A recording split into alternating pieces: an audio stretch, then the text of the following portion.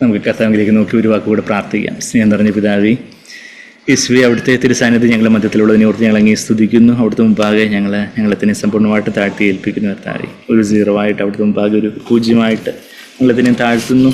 അവിടുത്തെ രക്തത്താൽ ഞങ്ങളെ കഴുകണം കർത്താവേ, അവിടുത്തെ സ്നേഹത്താൽ നിറയ്ക്കണം കർത്താവേ. അവിടുത്തെ വചനം, നിത്യമായിട്ടുള്ള വചനം കർത്താവേ, ഞങ്ങൾ ഈ അന്ത്യകാലത്ത് ജീവിക്കുമ്പോൾ ഞങ്ങളെ ഒരുക്കുന്നതായിട്ടുള്ള, ഞങ്ങളെ ചെത്തിവെടുപ്പാക്കി ശുദ്ധമാക്കുന്ന അവിടുത്തെ തിരുവചനം അങ്ങിൽ നിന്ന് ഞങ്ങൾക്ക് കേൾക്കണം.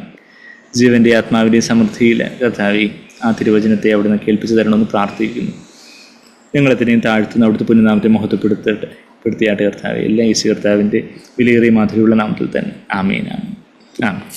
നമുക്ക് വെളിപാട് പുസ്തകം നമ്മൾ 13-ാം അധ്യായം അതിൻ്റെ അവസാനത്തെ വചനങ്ങളിലേക്ക് 15-ാമത്തെ വാക്യം വരെ നമ്മൾ കഴിഞ്ഞ ആഴ്ച കണ്ടായിരുന്നു. വെളിപാട് പുസ്തകം 13-ാം അധ്യായത്തിൻ്റെ 15-ാമത്തെ വാക്യം വരെ നമ്മൾ കഴിഞ്ഞ ആഴ്ച കണ്ടായിരുന്നു. ഇപ്പം ഇന്ന് 16-ാമത്തെ വാക്യം മുതലാണ്. അപ്പം നമ്മൾ ആദ്യം മുതൽ സാധാരണ പെട്ടെന്നൊരു രത്നചുരുക്കം പറയുന്നത് പോലെ വെളിപാട് പുസ്തകം അവിടെ യോഹന്നാൻ അപ്പോസ്തലൻ പത്മോസ് ദ്വീപിലേക്ക് നാടുകടത്തപ്പെട്ടപ്പോൾ കർത്തൃ ദിവസത്തിൽ, ഒരു ഞായറാഴ്ച ദിവസം, കർത്താവിൻ്റെ ദിവസത്തിൽ താൻ പരിശുദ്ധാത്മാവിൻ്റെ നിറവിൽ യേശുവിന് ദർശനം കാണുന്ന ഒരു കാര്യം നമ്മൾ വെളിപാട് പുസ്തകം 1-ാം അധ്യായത്തിൽ കാണുന്നുണ്ട്.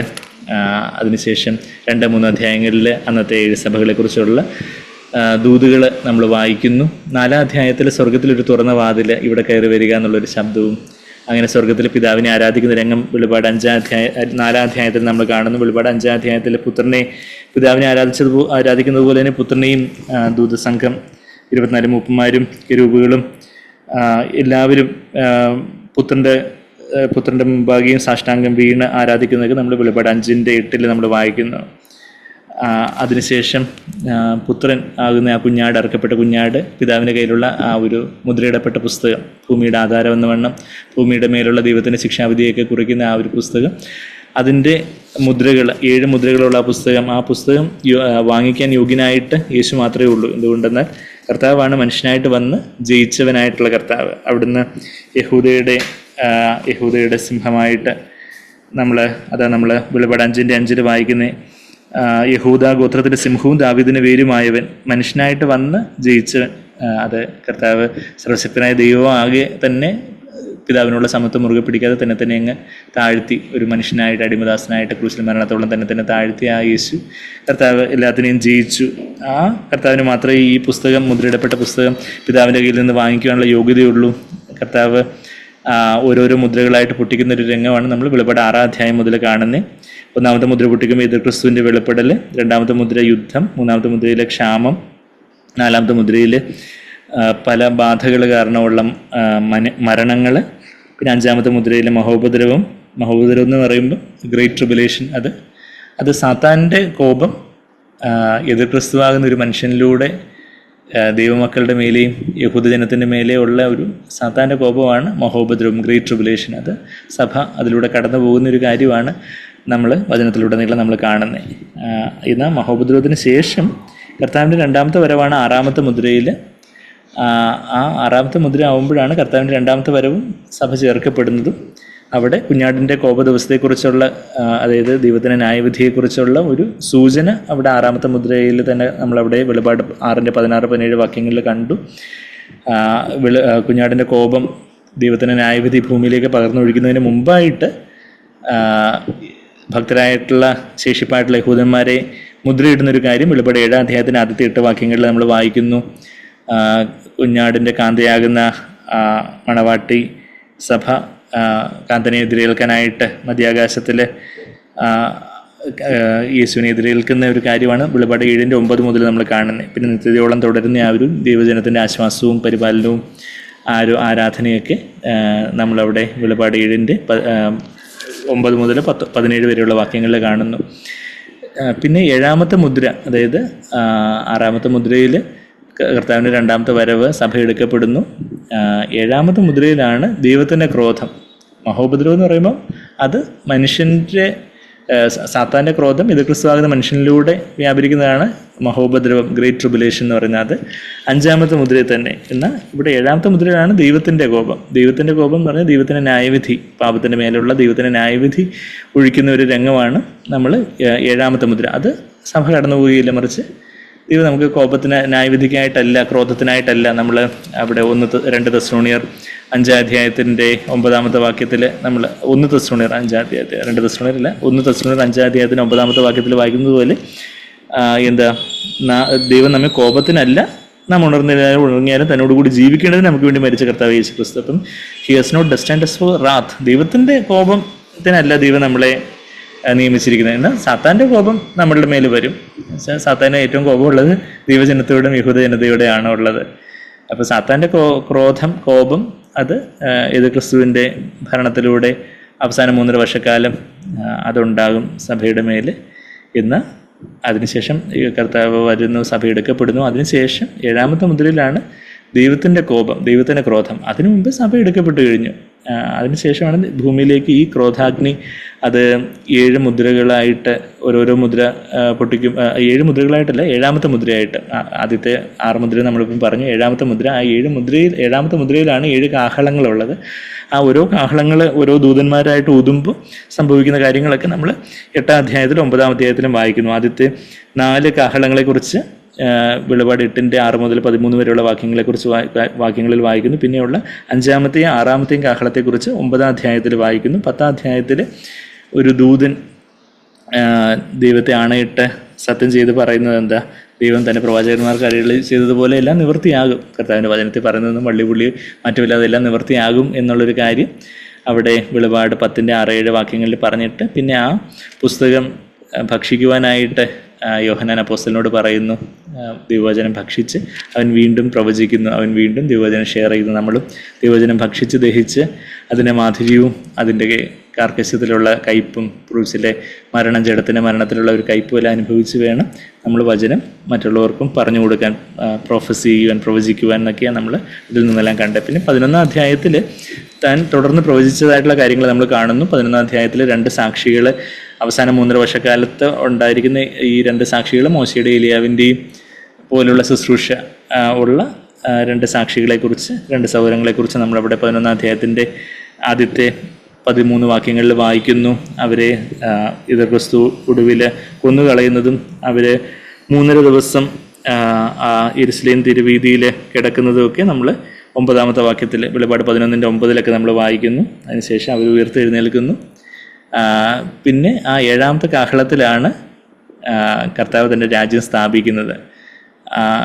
7-ാമത്തെ മുദ്രയിൽ 7 കാഹളങ്ങളുണ്ട്. അതിൽ 7-ാമത്തെ കാഹളത്തിലാണ് കർത്താവ് തൻ്റെ രാജ്യം സ്ഥാപിക്കുന്നത്. നമ്മളിപ്പം വായിച്ചതുപോലെ ലോകത്തിൻ്റെ വാഴ്ചകളെല്ലാം മാറ്റി സ്വർഗീയ വാഴ്ച തന്നെ വിശുദ്ധന്മാർക്കായിട്ട് സ്ഥാപിക്കുന്നൊക്കെ നമ്മളിപ്പം പാട്ടിൽ പാടിയതുപോലെ ആ 1000 വർഷക്കാലം ഭരണം, ഭൂമിയിലൊരു 1000 വർഷക്കാലം ഭരണം കർത്താവ് തുടങ്ങുന്ന ഒരു രംഗമാണ് നമ്മൾ വെളിപാട് 11-ന്റെ 15 മുതലുള്ള വാക്യങ്ങൾ കാണുന്നത്. അപ്പോഴാണ് വിശുദ്ധന്മാർക്ക്, ദൈവമക്കൾക്കുള്ള പ്രതിഫലമൊക്കെ കിട്ടുന്നത്.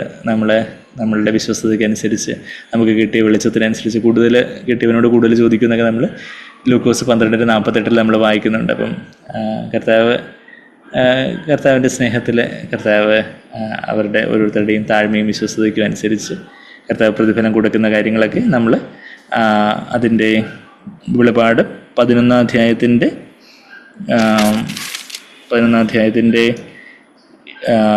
17 മുതലുള്ള വാക്യങ്ങളിൽ നമ്മൾ കാണുന്നുണ്ട്. റിവാർഡ് യുവർ ബോൺ സെർവൻസ് എന്ന 18-ാമത്തെ വാക്യത്തിൽ the time to reward your bond servants എന്നാണ് നമ്മളിവിടെ വായിക്കുന്നത്. ദാസന്മാർ, പ്രവാചകന്മാർക്കും വിശുദ്ധന്മാർക്കും ചെറിയവർക്കും വലിയവർക്കും നിന്റെ ഭക്തന്മാർക്കും പ്രതിഫലം കൊടുക്കുവാനും ഭൂമിയെ നശിപ്പിക്കുവാനുമുള്ള കാലവും വന്നു എന്നുള്ളൊരു കാര്യം നമ്മൾ വെളിപാട് 11-ന്റെ 18-ാമത്തെ വാക്യത്തിൽ വായിക്കുന്നത്. അപ്പോൾ അതിനുശേഷം പിന്നെ നമ്മൾ 12-ാം അധ്യായത്തിൽ ഇസ്രായേലിനെ ഒരു സ്ത്രീയോട് ഉപമിച്ച് കാണുന്നു. ഇസ്രായേലിൻ്റെ സന്തതിയായിട്ടുള്ള കർത്താവിനെ സാത്താൻ ഒടുക്കി കളയാനായിട്ടുള്ള ശ്രമമൊക്കെ വിപുലമായിട്ടുള്ള കാര്യമൊക്കെ നമ്മൾ കണ്ടായിരുന്നു. അവസാനം 3.5 വർഷക്കാലം സാത്താനെ ഭൂമിയിലേക്ക് തള്ളിയിടുന്ന ഒരു രംഗമൊക്കെ, മിഖായേലിൻ്റെ നേതൃത്വത്തിലുള്ള ദൂതസംഘം സാത്താനെ ഭൂമിയിലേക്ക് തള്ളിക്കളയുന്ന കാര്യമൊക്കെയാണ് നമ്മൾ വെളിപാട് 12-ന്റെ 9-ലൊക്കെ വായിച്ച്. അതിനുശേഷം അവൻ വലിയ ക്രോധത്തോടെ അണയാൻ പോകുന്ന തിരി ആളിക്കത്തുമെന്ന് പറഞ്ഞതുപോലെ അവൻ തനിക്ക് കുറച്ച് സമയം ഉള്ളതെന്ന് അറിഞ്ഞ് 12-ാമത്തെ വാക്യത്തിൽ തനിക്ക് അല്പകാലമേ ഉള്ളൂ എന്ന് അറിഞ്ഞ് മഹാക്രോധത്തോടെ നിങ്ങളുടെ അടുക്കൽ ഇറങ്ങി വന്നിരിക്കുന്നു. അങ്ങനെയൊക്കെയുള്ള ആ ഒരു മഹോപദ്രവത്തിൻ്റെ സമയത്ത് ഇസ്രായേലിനെ ദൈവം കൊണ്ടുപോയി പരിപോഷിപ്പിക്കുന്ന ഒരു രംഗമൊക്കെ 14-ാമത്തെ വാക്യത്തിൽ നമ്മൾ കാണുന്നുണ്ട്. അത് കഴുകന് 2 ചിറകുകൾ എന്നൊക്കെ പറയുമ്പോൾ ഒരുപക്ഷെ എയർലിഫ്റ്റ് ചെയ്ത് എയർപ്ലെയിനിൽ എവിടെ കൊണ്ട് അവരെ പോറ്റി രക്ഷിക്കുന്ന കാര്യമാണ് 14-ാമത്തെ വാക്യത്തിൽ. എന്നാൽ പിന്നെ സഭയ്ക്കെതിരായിട്ട് അവൻ തിരിയുന്നു. എന്നാൽ സഭയെക്കുറിച്ചുള്ള സാക്ഷ്യം എന്ന് പറഞ്ഞാൽ 17-ാമത്തെ വാക്യത്തിൽ ദൈവകൽപ്പന പ്രമാണിക്കുന്നവരും യേശുവിൻ്റെ സാക്ഷ്യമുള്ളവരുമായി അവളുടെ സന്തതിയിൽ, ഇസ്രായേലിൻ്റെ സന്തതി ശേഷിപ്പുള്ളവരോട്. അപ്പോൾ അവിടെ വിശുദ്ധന്മാരുടെ സാക്ഷ്യം എന്ന് പറഞ്ഞാൽ ദൈവകൽപ്പന പ്രമാണിക്കുന്നവർ, ദൈവത്തിൻ്റെ വചനം അനുസരിക്കുന്നവർ, കർത്താവിൻ്റെ സാക്ഷ്യം ഉള്ളവരായിട്ടുള്ള, കർത്താവ് ജീവിച്ചതുപോലെ അവരങ്ങ് പൂർണ്ണരായതുകൊണ്ടല്ല, എന്നാൽ അവർക്കുള്ള വെളിച്ചത്തിൽ അവർ വിശ്വസ്തരായിട്ട് താഴ്മയോടെ കർത്താവിനെ സമ്പൂർണ്ണമായിട്ട് ഏൽപ്പിച്ച് കർത്താവിൻ്റെ ജീവൻ്റെ സമൃദ്ധിയോടെ ജീവിക്കുന്ന ഒരു ശേഷിപ്പ് അവിടെ വിശുദ്ധന്മാരായിട്ട് ദൈവസഭയായിട്ട് അവിടെ ഉണ്ട്. കോംപ്രമൈസ് ചെയ്യാതെ, സാത്താനെ മുട്ടുമടക്കാതെ, അവരോട് സാത്താൻ യുദ്ധം ചെയ്യുന്ന സാത്താൻ എതിർക്രിസ്തുവിനോട് യുദ്ധം ചെയ്യുന്ന കാര്യമൊക്കെയാണ് 13:7 നമ്മൾ വായിക്കുന്നത്. ആ 13-ാം അധ്യായത്തിൽ 2 മൃഗം നമ്പർ 2, മൃഗം നമ്പർ 1, മൃഗം നമ്പർ 2 ഒക്കെ നമ്മൾ കണ്ടായിരുന്നു. അപ്പോൾ ആദ്യത്തെ മൃഗമാണ് എതിർക്രിസ്തു, രണ്ടാമത്തെ മൃഗം കള്ളപ്രവാചകൻ. അപ്പോൾ ആദ്യത്തെ മൃഗത്തിന് 10 കൊമ്പ്, രണ്ടാമത്തെ മൃഗത്തിന് 2 കൊമ്പ്. നമ്മളത് 13-ാം അധ്യായത്തിൻ്റെ ആദ്യത്തെ വാക്യത്തിൽ ഈ 10 കൊമ്പ് കുറിച്ച് വായിക്കുന്നു. 17-12 വെളിപാട് 17-12 ആ 10 കൊമ്പുകൾ അന്നത്തെ 10 രാജാക്കന്മാരായിരിക്കും. അതായത് 10 രാജ്യങ്ങളുടെ പ്രസിഡന്റുകളോ പ്രൈം മിനിസ്റ്ററുകളോ ഒക്കെ ആയിരിക്കും.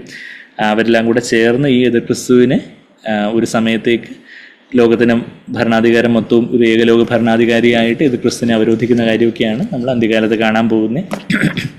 അപ്പം അങ്ങനെ എതിർക്രിസ്തുവിൻ്റെ കാര്യം നമ്മൾ ആദ്യത്തെ 10 വാക്യങ്ങളിൽ വായിക്കുന്നു. വെളിപാട് 13-ന്റെ ആദ്യത്തെ 10 വാക്യങ്ങളിൽ അവന് അത് ദാനിയേലിൻ്റെ പുസ്തകത്തിൽ നിന്നുള്ള പ്രവചനങ്ങളും ആയിട്ടൊക്കെ നമ്മൾ കോർത്തിണക്കി നമ്മൾ അനേക ആഴ്ചകളിൽ ആ കാര്യങ്ങളൊക്കെ ചിന്തിക്കുവാൻ അവൻ്റെ വായിയെക്കുറിച്ച് പ്രത്യേകമായിട്ട് വചനത്തിൽ എടുത്തു പറയുന്ന കാര്യം. അതിൻ്റെ 2-ാമത്തെ വാക്യത്തിൽ സിംഹത്തിൻ്റെ പോലുള്ള വായെന്ന് പറയുന്നു വെളിപാട് 13:2. പിന്നെ നമ്മൾ 5-6 വാക്യങ്ങളിലും അവൻ്റെ വളരെ വമ്പും ദൂഷണമൊക്കെ സംസാരിക്കുന്ന വായ് അതിന് ലഭിച്ചു. 6-ാമത്തെ വാക്യത്തിന് സ്വർഗത്തിൽ വസിക്കുന്നവരെയും, അതായത് ദൈവത്തിൻ്റെ നാമത്തെയും അവൻ്റെ കൂടാരത്തെയും, 6-ാമത്തെ വാക്യം 13:6 സ്വർഗത്തിൽ വസിക്കുന്നവരെയും ദുഷിക്കുവാൻ ദൈവദൂഷണത്തിനായിട്ട് തുറന്നു. ആ ഒരു പരിശുദ്ധാത്മാവ് നിറയപ്പെടുന്ന ഒരു മനുഷ്യൻ ദൈവനാമോഹത്വത്തിനായിട്ട് തുറക്കുന്നു. എന്നാൽ സാത്താൻ കയറിയ ഒരു മനുഷ്യൻ ദൈവദൂഷണത്തിനായിട്ട് തുറക്കുന്നു. നമ്മളിലിപ്പം സാത്താനൊന്നും കയറിയില്ലെങ്കിൽ പോലും നമ്മൾ പരിശുദ്ധാത്മാവിനെ ദുഃഖിപ്പിച്ചുകൊണ്ട് നമ്മൾ ജഡത്തിന് ഇടം കൊടുക്കുകയാണെങ്കിൽ നമ്മളും വമ്പും ദൂഷണവും പരാതിയും പെറുവെറുപ്പും കോപവും ദ്വേഷവും അങ്ങനെയൊക്കെയുള്ള പല കാര്യങ്ങളുമായിട്ട് നമ്മളുടെ ജീവിതത്തിലും ഒരു അതുപോലൊരു അസ്വസ്ഥതയും കാര്യങ്ങളുമൊക്കെ ആയിരിക്കും ഉണ്ടായിരിക്കുന്നതെന്ന് ഇത് ക്രിസ്തുവിൻ്റെ ആ ഒരു സ്വഭാവം നമ്മളവിടെ കാണുന്നു. എന്നാൽ സ്വർഗീയവാസികളായിട്ടുള്ളവരെ, സ്വർഗത്തിൽ വസിക്കുന്നവരെ ദുഷിക്കുന്ന കാര്യമാണ്. കൂടാരത്തെ സ്വർഗത്തിൽ വസിക്കുന്നവർ, അവൻ്റെ കൂടാരം എന്ന് പറയും ദൈവത്തിൻ്റെ സത്യകൂടാരമായ സ്വർഗം. ആ സത്യകൂടാരം എബ്രായർ 8-ാം അധ്യായത്തിൽ ദൈവസിംഹാസനത്തെ തന്നെ അവിടെ സത്യകൂടാരമായിട്ട് വിശേഷിപ്പിക്കുന്ന കാര്യം നമുക്കറിയാം. എബ്രായർ 8-ാം അധ്യായത്തിൻ്റെ അതിൻ്റെ ട്രൂ ടാബർനാക്കിൾ എന്ന് അവിടെ 2-ാമത്തെ വാക്യത്തിൽ പറയുന്നുണ്ട്. എബ്രായർ 8:2 വിശുദ്ധ സ്ഥലത്തിൻ്റെയും മനുഷ്യനല്ല കർത്താവ് സ്ഥാപിച്ച സത്യകൂടാരത്തിൻ്റെയും ശുശ്രൂഷകനായ മഹാപുരോഹിതൻ നമുക്കുണ്ട്. കർത്താവ് സ്ഥാപിച്ച, ഭൂമിയിലും മോശം സ്ഥാപിച്ച ഒരു കൂടാരം ഉണ്ടായിരുന്നു. എന്നാൽ കർത്താവ് സ്ഥാപിച്ച നിത്യമായിട്ടുള്ള അതിവിശുദ്ധ സ്ഥലമായിട്ടുള്ള സ്വർഗസിംഹാസനം, അവിടെ ആ സത്യകൂടാരത്തിൻ്റെ ശുശ്രൂഷകനായ മഹാപുരോഹിതനാണ് നമ്മളുടെ മെൽക്കിസദേക്കിന് ക്രമപ്രകാരമുള്ള മഹാപുരോഹിതനായ നമ്മുടെ കർത്താവായ യേശു ക്രിസ്തു. അപ്പോൾ ആ സ്വർഗമാകുന്ന സത്യകൂടാരം പിന്നെ ഭൂമിയിൽ സഭയും സമാഗമന കൂടാരത്തിൻ്റെ ഒരു പ്രതീകമായിട്ട് നിൽക്കുന്നു. പിന്നെ നമ്മൾ ഓരോ വിശുദ്ധന്മാരും ഒരു ദൈവത്തിൻ്റെ കൂടാരമാണ്, ദൈവത്തിൻ്റെ മന്ദിരമാണ്. അപ്പോൾ അത് നമ്മൾ വെളിപാട് 13:6 ദൈവത്തിൻ്റെ നാമത്തെയും അവൻ്റെ കൂടാരത്തെയും എന്ന് പറയുമ്പോൾ ഈ കൂടാരത്തെ എല്ലാം അവൻ ദുഷിക്കുന്നു. ദൈവത്തിൻ്റെ സ്വർഗസിംഹാസനത്തെയും സഭയെയും ദൈവമക്കളെയും എല്ലാം ദുഷിക്കുന്ന, സ്വർഗത്തിൽ വസിക്കുന്നവരെയും. ഭൂമിയിലാണ് അവർ ജീവിക്കുന്നത്, പക്ഷേ അവരുടെ വാസം യഥാർത്ഥത്തിൽ ആത്മീയമായിട്ട് പറയുവാണെങ്കിൽ അവരുടെ ആത്മാവ് അവിടെ സ്വർഗസ്ഥലങ്ങളിൽ ഇരുത്തപ്പെട്ടിരിക്കുന്നു. അവരുടെ പ്രാണൻ, അവരുടെ മനസ്സ് സ്വർഗത്തിൽ ഉറപ്പിച്ചിരിക്കുക. എന്തുകൊണ്ടാണ് അവരുടെ സ്വന്തം ഇഷ്ടത്തെ അവരെ കർത്താവിനായിട്ട് ഏൽപ്പിച്ച് കൊടുത്തിരിക്കുന്നു. അതുകൊണ്ട് പരിശുദ്ധാത്മാവ് അവരുടെ പ്രാണനെ അങ്ങ് സ്വർഗത്തിൽ കൊണ്ട് സെറ്റ് ചെയ്ത് വെച്ചിരിക്കുക. Set your mind on things above, ഉയരത്തിലുള്ളത് ചിന്തിക്കുവിൻ, അല്ലെങ്കിൽ ഉയരത്തിൽ തന്നെ മനസ്സുറപ്പിക്കുവിൻ. കൊളോസ്യർ 3:2 പറയുന്നത് അനുസരിക്കുന്ന ആ ഒരു ഉയരത്തിലേക്ക് കയറി വരുന്ന ആ ഒരു ദൈവജനം, അവരെയൊക്കെ ദുഷിക്കുന്ന ദൈവദൂഷണത്തിനായിട്ട് തുറന്ന കാര്യമൊക്കെയാണ് നമ്മൾ വെളിപാട് 13:6 വായിക്കുന്നത്. ഈ ഭൂമി വാസിക്കുന്ന ഭൂവാസികളൊക്കെ ഈ എതിർക്രിസ്തുവിനെ നമസ്കരിക്കുന്നു, ആരാധിക്കുന്ന കാര്യമൊക്കെയാണ് 8-ാമത്തെ വാക്യത്തിൽ നമ്മൾ വായിക്കുന്നത്. എന്ന ചെവിയുള്ളവൻ കേൾക്കട്ടെ. നമുക്ക് 9-ാമത്തെ വാക്യത്തിൽ ചെവിയുള്ളവൻ കേൾക്കട്ടെ. ഇവിടെ വിശുദ്ധന്മാരുടെ സഹിഷ്ണുതയും വിശ്വാസവും കൊണ്ട് ആവശ്യമെന്നൊക്കെയാണ് 10-ാമത്തെ വാക്യത്തിൽ നമ്മൾ വായിക്കുന്നത്. അവിടെ സഹിഷ്ണുതയോടെ പല പ്രശ്നങ്ങളും പ്രതികൂലങ്ങളും പല വീഴ്ചകളോ താഴ്ചകളോ നിരാശപ്പെടുത്താവുന്ന, നമ്മൾ ഡിസ്കറേജ്ഡായി പോകാവുന്ന, നിരാശപ്പെട്ടു പോകാവുന്ന പല സിറ്റുവേഷൻസോ കാര്യങ്ങളൊക്കെ വരുമ്പോഴും അവിടെയും സഹിഷ്ണുതയും വിശ്വാസവും അവിടെ കർത്താവ് നടത്തും. കർത്താവ് എല്ലാം നന്നായിട്ട് ഏറ്റവും നന്മയ്ക്കായിട്ട് ചെയ്യും എന്നുള്ളൊരു വിശ്വാസത്തോടെ, കർത്താവിൻ്റെ സ്നേഹത്തിലും ജ്ഞാനത്തിലും ശക്തിയിലും ഒക്കെയുള്ളൊരു വിശ്വാസത്തിൽ തികയുന്ന ഒരു ദൈവജനത്തെ നമ്മളവിടെ കാണുന്നത്. പിന്നെ രണ്ടാമത്തെ ബീസ് നമ്പർ 2, ചെസ് നമ്പർ 2 എന്നൊക്കെ പറയുന്ന പോലെ ബീസ് നമ്പർ 2-ന് 2 കൊമ്പുകൾ. എന്ന് വെച്ചാൽ കുഞ്ഞാടിനെ അനുകരിക്കണമല്ലോ. അനുഗമിക്കാനൊക്കെ അവൻ ആഗ്രഹമില്ല, അനുകരിക്കും. എന്നാൽ അവൻ വാ തുറക്കുമ്പോൾ മഹാസർപ്പത്തെ പോലെ, ഡ്രാഗണെ പോലെ സംസാരിക്കും. അവിടെ സാത്താൻ്റെ ഒരു തൃത്വത്തെ നമ്മൾ കാണുന്നു. ഇന്ന് ദൈവത്തിൽ തൃത്വമില്ലെന്ന് യേശു നമുക്കറിയാനുള്ള സഹോദരങ്ങളെ പിള്ളേരൊക്കെ പറയുമ്പോൾ, എന്നാൽ സാത്താന് അവരെക്കാട്ടിൽ വചനം അറിയാവുന്നത് കൊണ്ട് അവരെന്ത് പറയും? സാത്താൻ അറിയാം ദൈവത്തിന് തൃത്വമുണ്ട്, പിതാവ് പുത്രൻ പരിശുദ്ധാത്മാവ്. അതുകൊണ്ട് സാത്താന് ഈ തൃത്വത്തെ അനുകരിച്ചുകൊണ്ട് സാത്താനാകുന്ന മഹാസർപ്പം, പിന്നെ ഇത് ക്രിസ്തുവിനെ അനുകരിക്കുന്നു, പിന്നെ കള്ളപ്രവാചകൻ പരിശുദ്ധാത്മാവിൻ്റെ ശുശ്രൂഷ അനുകരിക്കുന്നു. അപ്പം പരിശുദ്ധാത്മാവ് യേശുവിനെ നമസ്കരിക്കണം, യേശുവിനെ ആരാധിക്കുന്നതിനായിട്ട് സഭയെ ആഹ്വാനം ചെയ്യുന്നത് പോലെ, ശക്തിപ്പെടുത്തുന്നത് പോലെ, ഇവിടെ കള്ളപ്രവാചകൻ എതിർ ക്രിസ്തുവിനെ ആരാധിക്കാനായിട്ട് എല്ലാവരോടും പറയുന്നൊരു കാര്യമാണ്.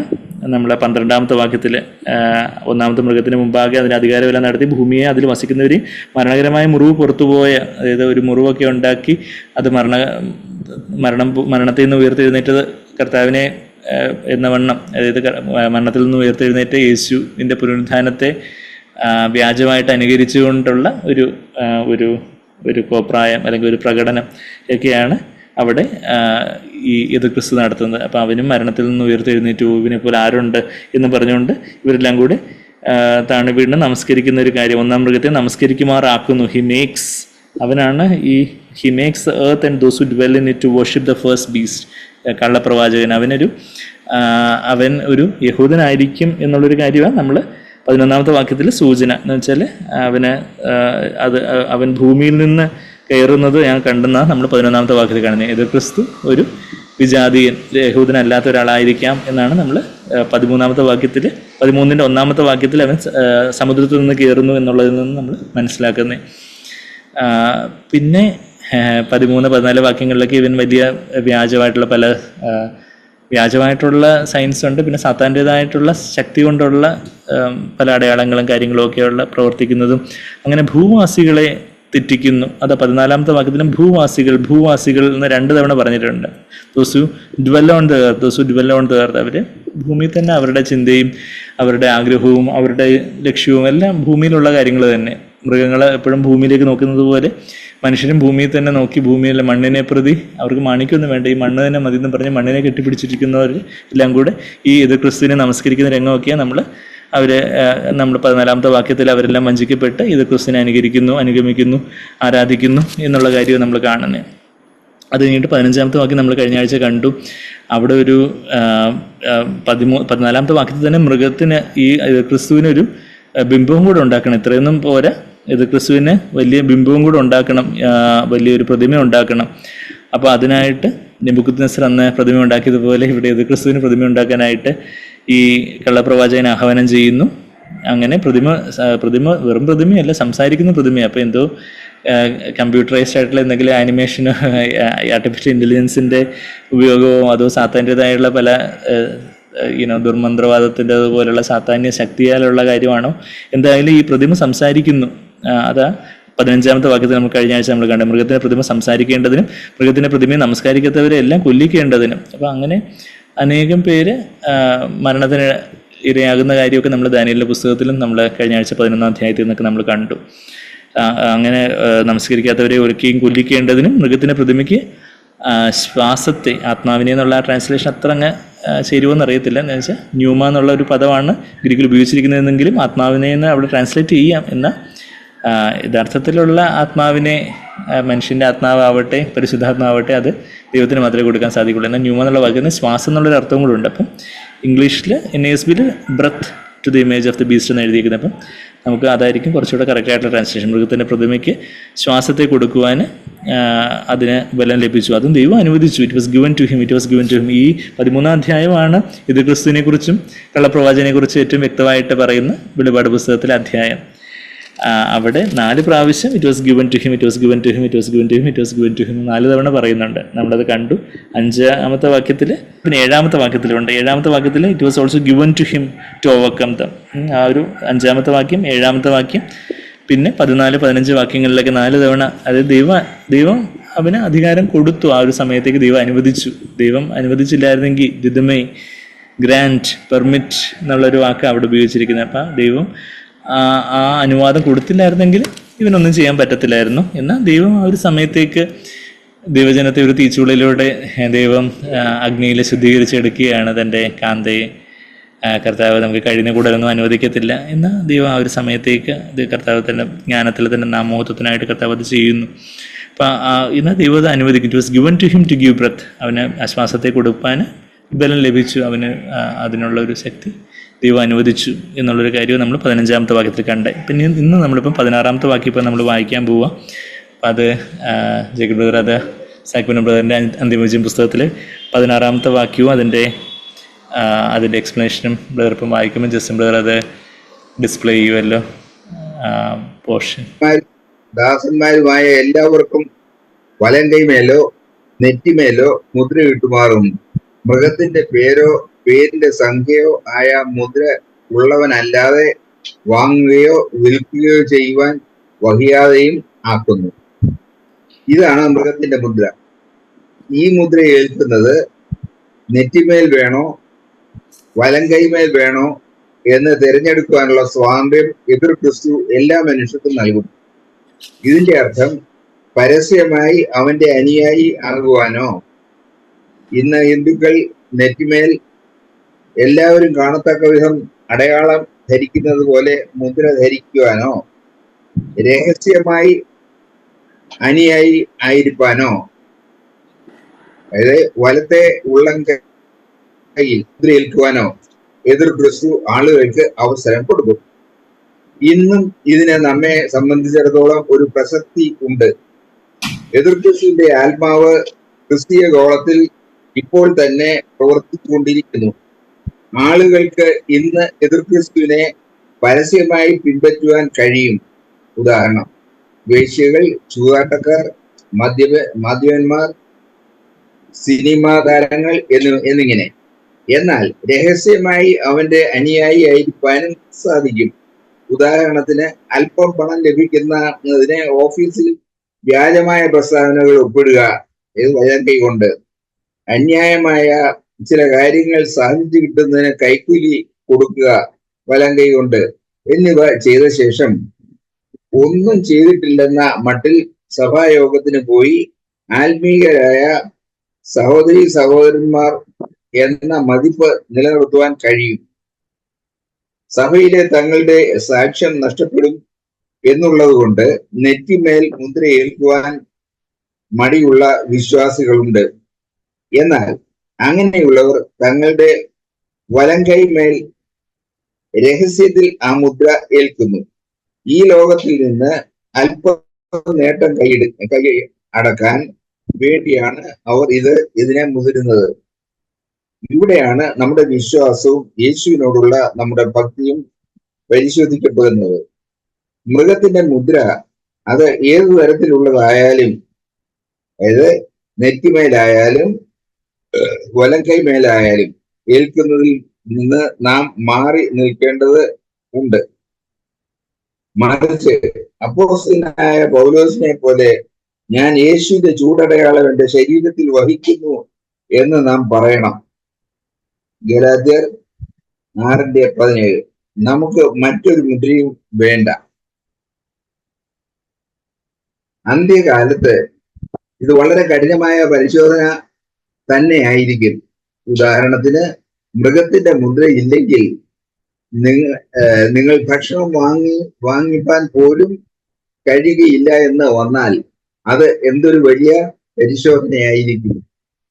ഏദൻ തോട്ടത്തിൽ ഹവ്വായ്ക്ക് നേരിട്ടതും ഭക്ഷണ സംബന്ധമായ പരീക്ഷണമായിരുന്നു.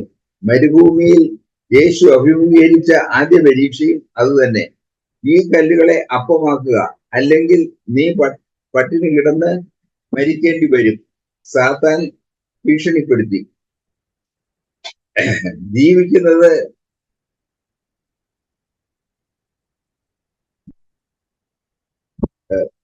ജീവിക്കുന്നത് പ്രധാനമല്ല, ദൈവത്തോടുള്ള അനുസരണമാണ് അത്യാവശ്യം.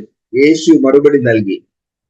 നിലനിൽപ്പിൽ അല്ല പ്രധാനം, മറിച്ച് ദൈവത്തോടുള്ള അനുസരണമാണ് എന്ന നിലപാട് ഉള്ള വിശ്വാസികൾ മാത്രമേ അന്ത്യകാലത്ത് ജയാളികളായി തീരുകയുള്ളൂ.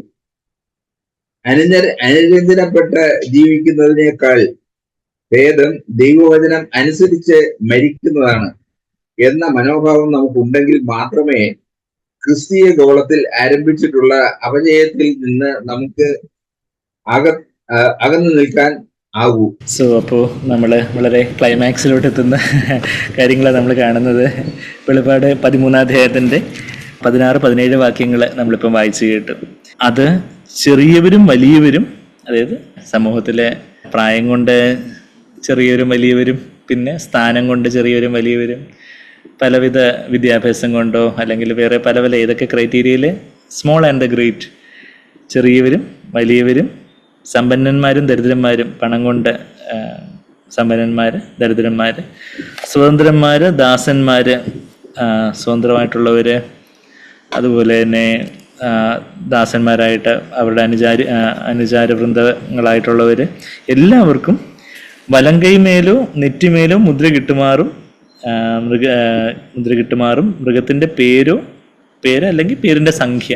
ഈ പേരിൻ്റെ സംഖ്യ 666 ആണെന്ന് വചനത്തിൽ വളരെ ക്ലിയർ ആയിട്ട് ഇവിടെ പറയുന്നത്. എൻ്റെ തൊട്ടടുത്ത വാക്യം 18-ാമത്തെ വാക്യത്തിൽ ഇത് പറയുന്നുണ്ട്. 666 666. അതിൻ്റെ കാര്യം നമ്മൾ അത് സാത്താൻ്റെ ഇത് ക്രിസ്തുവിൻ്റെ സാത്താൻ്റെ ദൈവത്തിൻ്റെ തൃത്വത്തെ അനുകരിക്കുന്ന വണ്ണമുള്ള സാത്താൻ്റെ ഒരു മനുഷ്യൻ, ഇത് ക്രിസ്തു ആകുന്ന മനുഷ്യന് അത് ദൈവത്വത്തെ അനുകരിക്കുന്ന ആ ഒരു തൃത്വമാണ്, അവൻ്റേതായിട്ടുള്ളൊരു തൃത്വമാണെന്നുള്ളൊരു കാര്യമൊക്കെ നമ്മൾ 18-ാമത്തെ വാക്യം നമ്മളിപ്പോൾ തുടർന്ന് അന്തിമോചന പുസ്തകത്തിൽ വായിക്കുമ്പോൾ നമ്മളത് അതിനെക്കുറിച്ച് നമ്മൾ വീണ്ടും കുറച്ചുകൂടെ കാര്യങ്ങൾ വായിക്കും.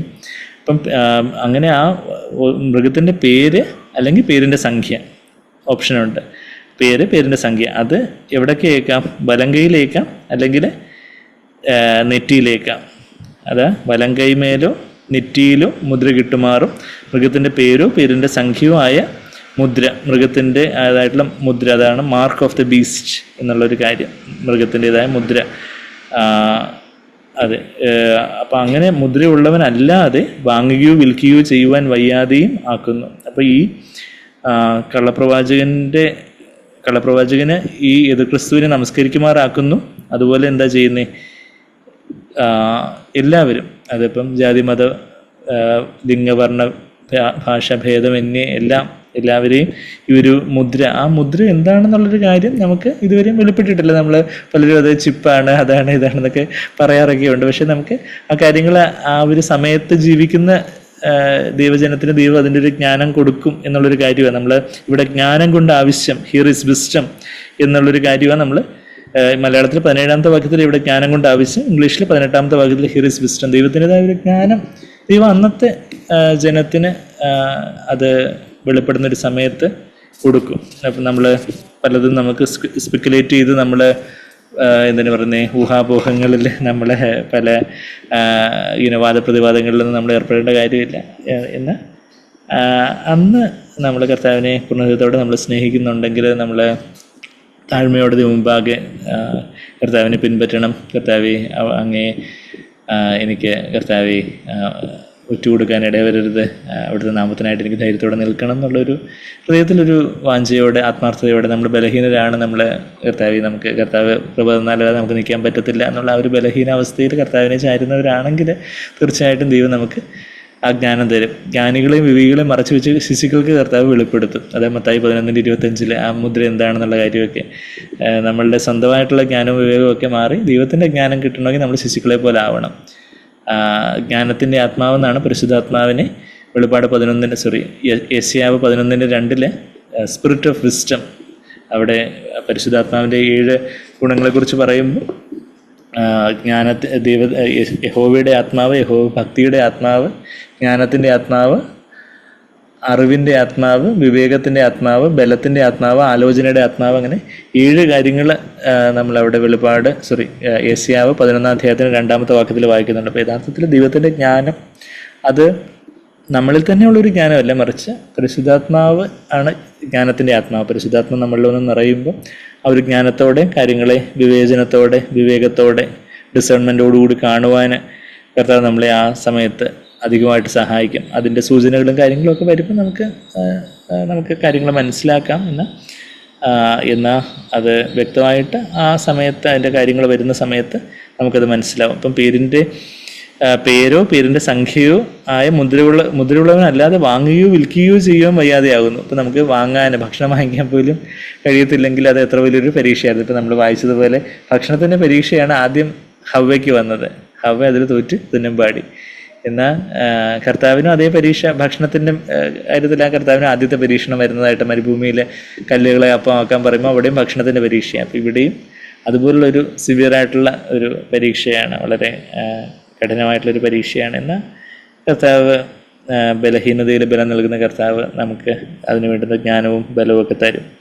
നമുക്ക് കഴിയുന്ന കൂടുതലും കർത്താവ് പരീക്ഷിക്കത്തില്ലെന്ന് 1 കൊരിന്ത്യർ 10:13 നമ്മൾ വായിക്കുന്നുണ്ട്. അപ്പം കർത്താവിനോട് നമ്മൾ പറ്റിച്ചേർന്നിരുന്നാൽ മതി. ഇപ്പം അങ്ങനെ അല്ലാത്തവർക്ക് വാങ്ങുകയോ വിൽക്കുകയോ ചെയ്യാൻ വയ്യാതെയാകുന്നു എന്നുള്ളൊരു കാര്യം നമ്മളിവിടെ നമ്മളിപ്പം അവിടെ വായിച്ചൊരു കാര്യം, ഇവൻ്റെ ഓപ്ഷൻ പേരോ പേരിൻ്റെ സംഖ്യയോ എടുക്കാം.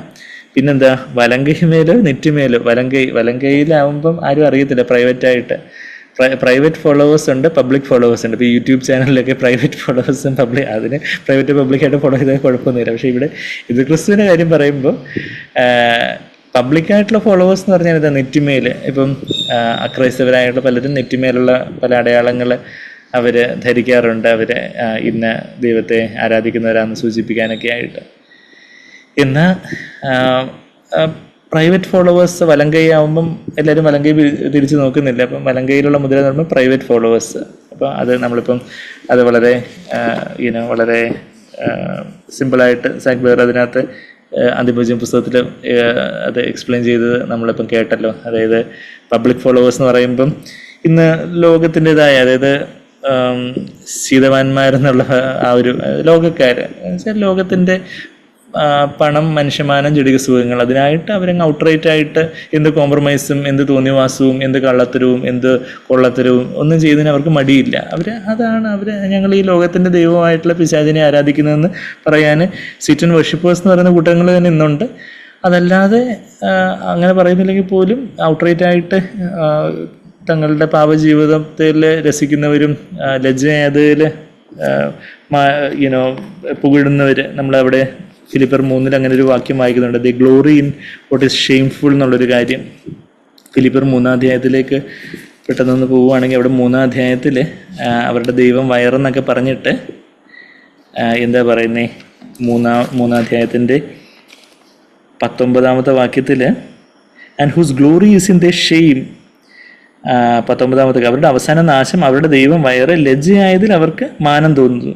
ശരിക്കും ദൈവത്തിന് മുമ്പാകെ ലജ്ജയായിട്ടുള്ള കാര്യമാണ്. എന്നാൽ അതിൽ അവർക്ക് ഭയങ്കര മാനം തോന്നുന്നത്. ലോകത്തിൽ മനുഷ്യരുടെ മുമ്പാകെ വലിയ മഹത്വരമായിട്ടുള്ള ദൈവത്തിന് വളരെ അറപ്പുളവാക്കുന്ന കാര്യമാണ് നമ്മൾ കഴിഞ്ഞ ആഴ്ചയും ലൂക്കോസ് 16:15 നമ്മൾ പറഞ്ഞു. അപ്പം ലജ്ജയായതിൽ whose glory is in the shame, അങ്ങനെയുള്ള കാര്യങ്ങൾ. അപ്പം വേശ്യകൾ, ചൂതാട്ടക്കാർ, മദ്യപര്, പല സിനിമാ താരങ്ങൾ, അങ്ങനെയൊക്കെയുള്ള പല കാര്യങ്ങളുമൊക്കെ ഇവിടെ നമ്മൾ വായിക്കുന്നുണ്ട്.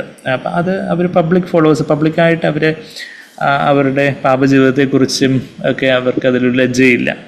അങ്ങനെ പബ്ലിക് ഫോളോവേഴ്സ്, അങ്ങനെ ഈ ക്രിസ്തുവിനെയും പബ്ലിക്കായിട്ട് ഫോളോ ചെയ്യുന്നവർ കാണും. പിന്നെ സീക്രട്ടായിട്ട് ഫോളോ ചെയ്ത് ബാക്കിയുള്ളവരുടെ മുമ്പിൽ ഒരു ഭക്തിയുടെ വേഷം ധരിച്ചുകൊണ്ട് സീക്രട്ടായിട്ട് ഫോളോ ചെയ്യുന്നതെന്ന് പറഞ്ഞാൽ എന്താ, പണത്തിനായിട്ട് ചില കള്ള ഒപ്പിട്ട്, അല്ലെങ്കിൽ കള്ള സർട്ടിഫിക്കറ്റ്, കുറച്ച് പണം ലാഭിക്കാനായിട്ട്, അല്ലെങ്കിൽ ചില നീതിപരമല്ലാത്ത ചില കാര്യങ്ങൾക്കായിട്ട് കൈക്കൂലി കൊടുത്ത് സാധിക്കുന്നു. അങ്ങനെയൊക്കെയുള്ള പല കാര്യങ്ങളും, അങ്ങനെയൊക്കെയുള്ള വലത് കൈ കൊണ്ട് ഇതുപോലൊക്കെ കാര്യങ്ങളൊക്കെ ഈ മുദ്രയേൽറ്റ് ഇതൊക്കെ ചെയ്തിട്ട് ബാക്കി സഭായോഗത്തിൽ വിശ്വാസികളായിട്ട് വളരെ ആത്മീയരായിട്ടുള്ള ഒരു അഭിനയത്തിൽ നമുക്കായി പോയിക്കൂടായികയുള്ളൊരു ജഡമാണ് നമുക്കും ഉള്ളതെന്ന് നമ്മളെ നിൽക്കുന്നുവെന്ന് തോന്നുന്നവൻ വീഴാതിരിക്കുവാൻ സൂക്ഷിക്കട്ടെ എന്നാണ് 1 കൊരിന്ത്യർ 13:12 വാക്യത്തിൽ നമ്മൾ വായിക്കുന്നത്. നമുക്ക് നിൽക്കുന്നുവെന്ന് നമുക്ക് തന്നെ തോന്നുവാണെങ്കിൽ നമ്മൾ വീണു പോകും. എന്നാൽ കർത്താവേ ഞാൻ നിൽക്കുമല്ല, കർത്താവ് അവിടുന്ന് എന്നെ നിർത്തുവാണ്. അവിടുന്ന് എൻ്റെ കർത്താവ് ഇതാ ഞാൻ താങ്ങുന്ന എൻ്റെ ദാസൻ എന്ന് യെശയ്യാവ് 42:1 നമ്മൾ വായിക്കുന്നത് പോലെ യേശുവിനെ എപ്പോഴും പിതാവങ്ങ് താങ്ങി നിർത്തുമായിരുന്നു. യേശു തന്നെത്താനങ്ങ് നിൽക്കുമല്ലോ, ഞാൻ സ്വാഭാവികമായിട്ടൊന്നും ചെയ്യുന്നില്ല എന്നപ്പോൾ യേശു യോഹന്നാൻ 5:19-20-30 വാക്യങ്ങളിൽ നമ്മൾ വായിക്കുന്നത്. എന്നാൽ പിതാവ് താങ്ങി നിർത്തുന്ന ഒരു ദാസൻ എന്നാണ് യേശുവിനെ കുറിച്ചുള്ള പ്രവചനം യെശയ്യാവ് 42:1.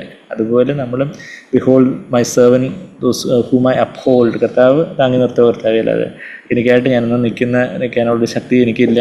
അവിടെ നിന്ന് താങ്ങി നിർത്തുന്നത് കൊണ്ട് കർത്താവെ നിൽക്കുന്നു. എനിക്ക് നിൽക്കുന്നതെന്ന് തോന്നുവാൻ തക്കവണ്ണം ഒന്നുമില്ല. നിൽക്കുന്നതെന്ന് തോന്നുന്നവനാ, ഞാൻ തന്നെയാണ് നിൽക്കുന്നതെന്ന് തോന്നുന്നവനാ വീണു പോകും. അവൻ എന്ന് വീണു എപ്പം വേണമെന്ന് ചോദിച്ചാൽ മതി. അവൻ്റെ സ്വന്തം ബലത്തിൽ അവന് നിഗളം കാരണം നിഗളുകൾ ആ ഒരു pride goes before a fall. നമ്മളത് ഇവിടെ സദൃശവാക്യം 16:18 നമ്മളത് വായിക്കുന്നുണ്ട്. നമ്മൾ പ്രൗഡാണ് നമ്മളുടെ ആത്മീയതയെക്കുറിച്ച് തന്നെ, നമ്മളുടെ വചനജ്ഞാനത്തെക്കുറിച്ചോ നമ്മളുടെ പാരമ്പര്യത്തെക്കുറിച്ചോ നമ്മുടെ ആത്മീയതയെക്കുറിച്ചോ നമ്മളുടേതായ എന്തെങ്കിലും കാര്യങ്ങളെക്കുറിച്ച് നമുക്കൊരു നിഗളം ഉണ്ടെങ്കിൽ നമ്മൾ വീണു പോകാൻ സാധ്യതയേറെയാണ്. എന്നാൽ അത് നമ്മുടെ 16-ാമത്തെ സദൃശവാക്യം 16:18 പ്രൈഡ് ഗോസ് ബിഫോർ ഡിസ്ട്രക്ഷൻ. നാശം വരുന്നതിന് മുമ്പേ എന്തുണ്ടായിരുന്നു? ഗർവം ഉണ്ടായിരുന്നു, പ്രൈഡ് ഉണ്ടായിരുന്നു. Pride goes before destruction. വീഴ്ചയ്ക്ക് മുമ്പേ, ഒരാൾ വീഴുവാതിന് മുമ്പേ എന്തുണ്ടായിരുന്നു വെച്ചാൽ ഉന്നത ഭാവം ഉണ്ടായിരുന്നു. അതുകൊണ്ടാണ് വീണേ. ഹോട്ടി സ്പിരിറ്റ് ഉണ്ട്. അത് ഹോട്ടി സ്പിരിറ്റ്, ആ ഒരു ഉന്നത ഭാവം, ഞാനെന്തോ നിൽക്കുന്നു എന്നുള്ള ഉന്നത ഭാവം വരുമ്പോഴത്തേക്കും ഇപ്പം വീണെന്ന് ചോദിച്ചാൽ മതി, ആ ഒരു അവസ്ഥ. അപ്പം നമ്മൾ കർത്താവ് ഞാനായിട്ട് എന്നും നിന്നിട്ടില്ല, അവിടുന്ന് എന്നെ താങ്ങി നിർത്തി ഇത്രയും കാലം. വീഴാതെ സൂക്ഷിക്കുവാൻ അവിടത്തേക്ക് കഴിയും. അവിടുത്തെ മഹിമാസന്നിധിയിൽ സന്തോഷപൂർണ്ണതയോടെ വീഴാതെ കാത്തു സൂക്ഷിക്കാൻ ആർക്കാ സാധിക്കുന്നേ? നമുക്കറിയാം. യൂദായുടെ ലേഖനത്തിൻ്റെ ഒരു അധ്യായം ഉള്ളതിൻ്റെ 24-25 വാക്യങ്ങളിൽ എന്താ നമ്മൾ വായിക്കുന്നത്? വീഴാതെ വണ്ണം നിങ്ങളെ സൂക്ഷിച്ച് തന്നെ മഹിമാസന്നിധിയിൽ കളങ്കമില്ലാത്തവരായി ആനന്ദത്തോടെ നിർത്തുവാൻ ശക്തിയുള്ളവന് നമ്മുടെ കർത്താവ് യേശുക്രിസ്തു മുഖാന്തരം നമ്മുടെ രക്ഷിതാവ് ഏകദൈവത്തിന് തന്നെ സർവ്വകാലത്തിന് മുമ്പ് ഇപ്പോഴും സദാകാലത്തോളം തേജസ്സും മഹിമയും ബലവും അധികാരവും ഉണ്ടാകുമാറാകട്ടെ. ആമേൻ. He who is able to keep you from stumbling, from falling, and to make you stand in the presence of his glory blameless with great joy. നമ്മളായിട്ട് നിൽക്കുകയല്ല, he is able to make us stand without falling. കർത്താവാണ് നമ്മളെ നിൽക്കുമാറാക്കുന്നത്. അപ്പോൾ ആ ഒരു ബോധ്യത്തോടെ നമ്മൾ കൊമ്പ് മുന്തിരിവള്ളിയിൽ ചാരിയിട്ടല്ലാതെ വസിച്ചിട്ടല്ലാതെ ഫലം കായ്ക്കാൻ സാധിക്കത്തില്ലെന്ന് നമ്മൾ യോഹന്നാൻ 15:5 കഴിഞ്ഞ വെള്ളിയാഴ്ചയും നമ്മൾ കണ്ടതുപോലെ ഇനിയും വരുന്ന വെള്ളിയാഴ്ചയൊക്കെ നമ്മൾ കൂടുതലത് ചിന്തിക്കാൻ പോകുന്നത് പോലെ, ആ കൊമ്പിന് സ്വന്തമായിട്ടുള്ളൊരു അസ്തിത്വമില്ല. മുന്തിരിവള്ളി വസിച്ച ഫലമുണ്ട്, അല്ലെങ്കിൽ എപ്പം തീയിൽ പോയി എരിഞ്ഞ് അടങ്ങുമെന്നുള്ളത് ചോദിച്ചാൽ മതി എന്ന് പറയുന്നത് പോലെ കർത്താവെ അവിടുന്ന് തന്നെ എന്നെ സഹായിക്കണമേ. നമുക്ക് വേറെ മുദ്രയൊന്നും വേണ്ട, യേശുവിൻ്റെ ചൂടടയാളം. അത് എൻ്റെ നമ്മൾ ഗലാത്യർ 6-ാം അധ്യായത്തിലേക്ക് പോകുമ്പോൾ അവിടെ ഗലാത്യ ക്രിസ്ത്യാനികൾക്കിടയിൽ ഭയങ്കര തർക്കം നടക്കുവാണ്. പരിച്ഛേദന വേണോ വേണ്ടായോ, ന്യായപ്രമാണം പാലിക്കണോ വേണ്ടായോ, അങ്ങനെയൊക്കെയുള്ള വലിയ വലിയ കാര്യങ്ങൾ. പത്രോസ് വരെ ഒരു സമയത്തൊന്ന് ചാഞ്ചാടി പോയി. പത്രോസിനെ വരെ പൗലോസ് ഒന്ന് നിലക്ക് നിർത്തുന്ന രീതിയിലുള്ള ചില ശാസനയൊക്കെ കൊടുക്കേണ്ട വന്നു. പബ്ലിക്കായിട്ടുള്ള ചില കറക്ഷൻ സീനിയറായിട്ടുള്ള പത്രോസിന് കൊടുക്കേണ്ടി വരുന്ന കാര്യമൊക്കെ ഗലാത്യർ 2-ാം അധ്യായത്തിലൊക്കെ പറഞ്ഞ് അവസാനം പരിച്ഛേദനയുടെ കാര്യമൊക്കെ പറയുന്നത് പരിച്ഛേദനയൊന്നും അല്ല, ഒരു പുതു സൃഷ്ടിയാണ് കാര്യമായിട്ടുള്ള കാര്യം എന്നൊക്കെ 15-ാമത്തെ വാക്യത്തിൽ വായിക്കുന്നത്. എന്താ? പരിച്ഛേദനയല്ല, അഗ്രചർമ്മവും അല്ല, പുതിയ സൃഷ്ടി. എത്ര കാര്യം! ക്രിസ്തുവിലൊരു പുതിയ സൃഷ്ടിയായിട്ട് നമ്മൾ ജീവിക്കുന്നതാണ് കാര്യം. അത് കഴിഞ്ഞിട്ട് 16-ാമത്തെ വാക്യത്തിൽ ഈ പ്രമാണം അനുസരിച്ച് നടക്കുന്ന ഏവർക്കും ദൈവത്തിൻ്റെ ഇസ്രയേലിനും, ഇസ്രയേൽ ഓഫ് ഗോഡ്, ദൈവത്തിൻ്റെ ഇസ്രയേൽ എന്ന് പറഞ്ഞാൽ എന്താ? സഭ. ദൈവത്തിൻ്റെ ഇസ്രയേലിന് സമാധാനവും കരുണയും ഉണ്ടാകട്ടെ. ഇനി ആരും എനിക്ക് പ്രയാസം വരുത്തരുത്. നിങ്ങൾ ഇനി ഈ കാര്യങ്ങളൊക്കെ പറഞ്ഞ് ഈ കൊച്ചു പിള്ളേർ വഴക്കിടുമ്പോൾ ഞാനിപ്പോൾ വഴക്കൊക്കെ സോൾവ് ചെയ്ത് തന്നു, കാര്യങ്ങളൊക്കെ പറഞ്ഞ് ഇനിയും പിന്നെയും പോയി വഴക്കിടല്ലേ, ഇനി എനിക്ക് പ്രയാസം ഉണ്ടാക്കല്ലേ എന്ന് പറയുന്നത് പോലെ തന്നെ ആത്മീയ മക്കളോട് പറയുക, ഇനി ആരും എനിക്ക് പ്രയാസം വരുത്തരുത്. ഞാൻ യേശുവിൻ്റെ ചൂടടയാളം എൻ്റെ ശരീരത്തിൽ വഹിക്കുന്നു. I bear on my body the brand marks of Jesus. കർത്താവിൻ്റെ ചൂടടയാളം. ആ ചൂടടയാളം പരിശുദ്ധാത്മാവിൻ്റെ അഗ്നിയുടെ ചൂടടയാളമാണ്. നമ്മൾ ഒരു പേജും കൂടെ മറിച്ചാൽ ആരാ നമ്മൾ മുദ്രയിട്ടിരിക്കുന്നത്? എഫേസർ 1 ഒരു പേജും കൂടെ മറിക്കുമ്പോൾ എഫേസ് ലേഖനം അതിൻ്റെ 1-ാം അധ്യായത്തിൻ്റെ 13-14 വാക്യങ്ങളിൽ എന്താ നമ്മൾ വായിക്കുന്നത്? അത് അവനിൽ നിങ്ങൾക്ക് നിങ്ങളുടെ രക്ഷയെക്കുറിച്ചുള്ള സുവിശേഷം എന്ന സത്യവചനം നിങ്ങൾ കേൾക്കുകയും അവൻ വിശ്വസിക്കുകയും ചെയ്തിട്ട് തൻ്റെ സ്വന്തം ജനത്തിന് വീണ്ടെടുപ്പിന് വേണ്ടി തൻ്റെ മഹത്വത്തിന് പുകഴ്ചയ്ക്കായിട്ട് തൻ്റെ നമ്മുടെ അവകാശത്തിൻ്റെ അച്ചാരമായ വാഗ്ദത്തത്തിൽ പരിശുദ്ധാത്മാവിനാൽ മുദ്രയിട്ടിരിക്കുന്നു. പരിശുദ്ധാത്മാവാണ് ഈ ചൂടടയാളം. പരിശുദ്ധാത്മാവിന് അഗ്നിയുടെ ഒരു ചൂടടയാളം നമ്മളുടെ ആത്മമനുഷ്യനിൽ തന്നിരിക്കുക. ബ്രാൻഡ് മാർക്സ് ഓഫ് ജീസസ് പരിശുദ്ധാത്മാവിനാൽ മുദ്രയിട്ടിരിക്കുന്നു എന്ന് എഫേസർ 1:14 നമ്മൾ വായിക്കുക. 14 സീൽഡ്, ഇംഗ്ലീഷിൽ 13, മലയാളത്തിൽ 14. Sealed in him with the holy spirit of promise. ആ ഒരു വാഗ്ദത്തത്തിന് പരിശുദ്ധാത്മാവ് നമുക്ക് വാഗ്ദത്തമായിട്ട് ദൈവം തന്ന വാഗ്ദത്തം പ്രാപിക്കുമ്പോൾ നിങ്ങൾ യെരൂശലേമിൽ തങ്ങുക എന്ന് പറഞ്ഞാൽ വാഗ്ദത്തത്തിൻ്റെ പരിശുദ്ധാത്മാവിനാലുള്ള ചൂടടയാളം. പിന്നെ എഫേസർ 4 ഇതേ പരിശുദ്ധാത്മാവിനാൽ നിങ്ങൾ മുദ്രയിടപ്പെട്ടിരിക്കുന്നുവല്ലോ എന്ന് അതിൻ്റെ 30 വാക്യത്തിൽ നമ്മൾ വായിക്കുന്നുണ്ട്. കഴിഞ്ഞ ആഴ്ച നമ്മൾ ആ വചനഭാഗം നമ്മൾ കണ്ടല്ലോ. എഫേസർ 4:30 വാക്യത്തിൽ പരിശുദ്ധാത്മാവിനെ ദുഃഖിപ്പിക്കരുത്, ദൈവത്തിനെ പരിശുദ്ധാത്മാവിനെ ദുഃഖിപ്പിക്കരുത്, അവനാണല്ലോ നിങ്ങൾക്ക് വീണ്ടെടുപ്പ് നാളിനായി മുദ്രയിട്ടിരിക്കുന്നത്. വീണ്ടെടുപ്പ് നാളിൽ ഈ മുദ്ര, കർത്താവിൻ്റെ മുദ്രയുള്ളവരാ, സീലുള്ളവർക്കാണ്.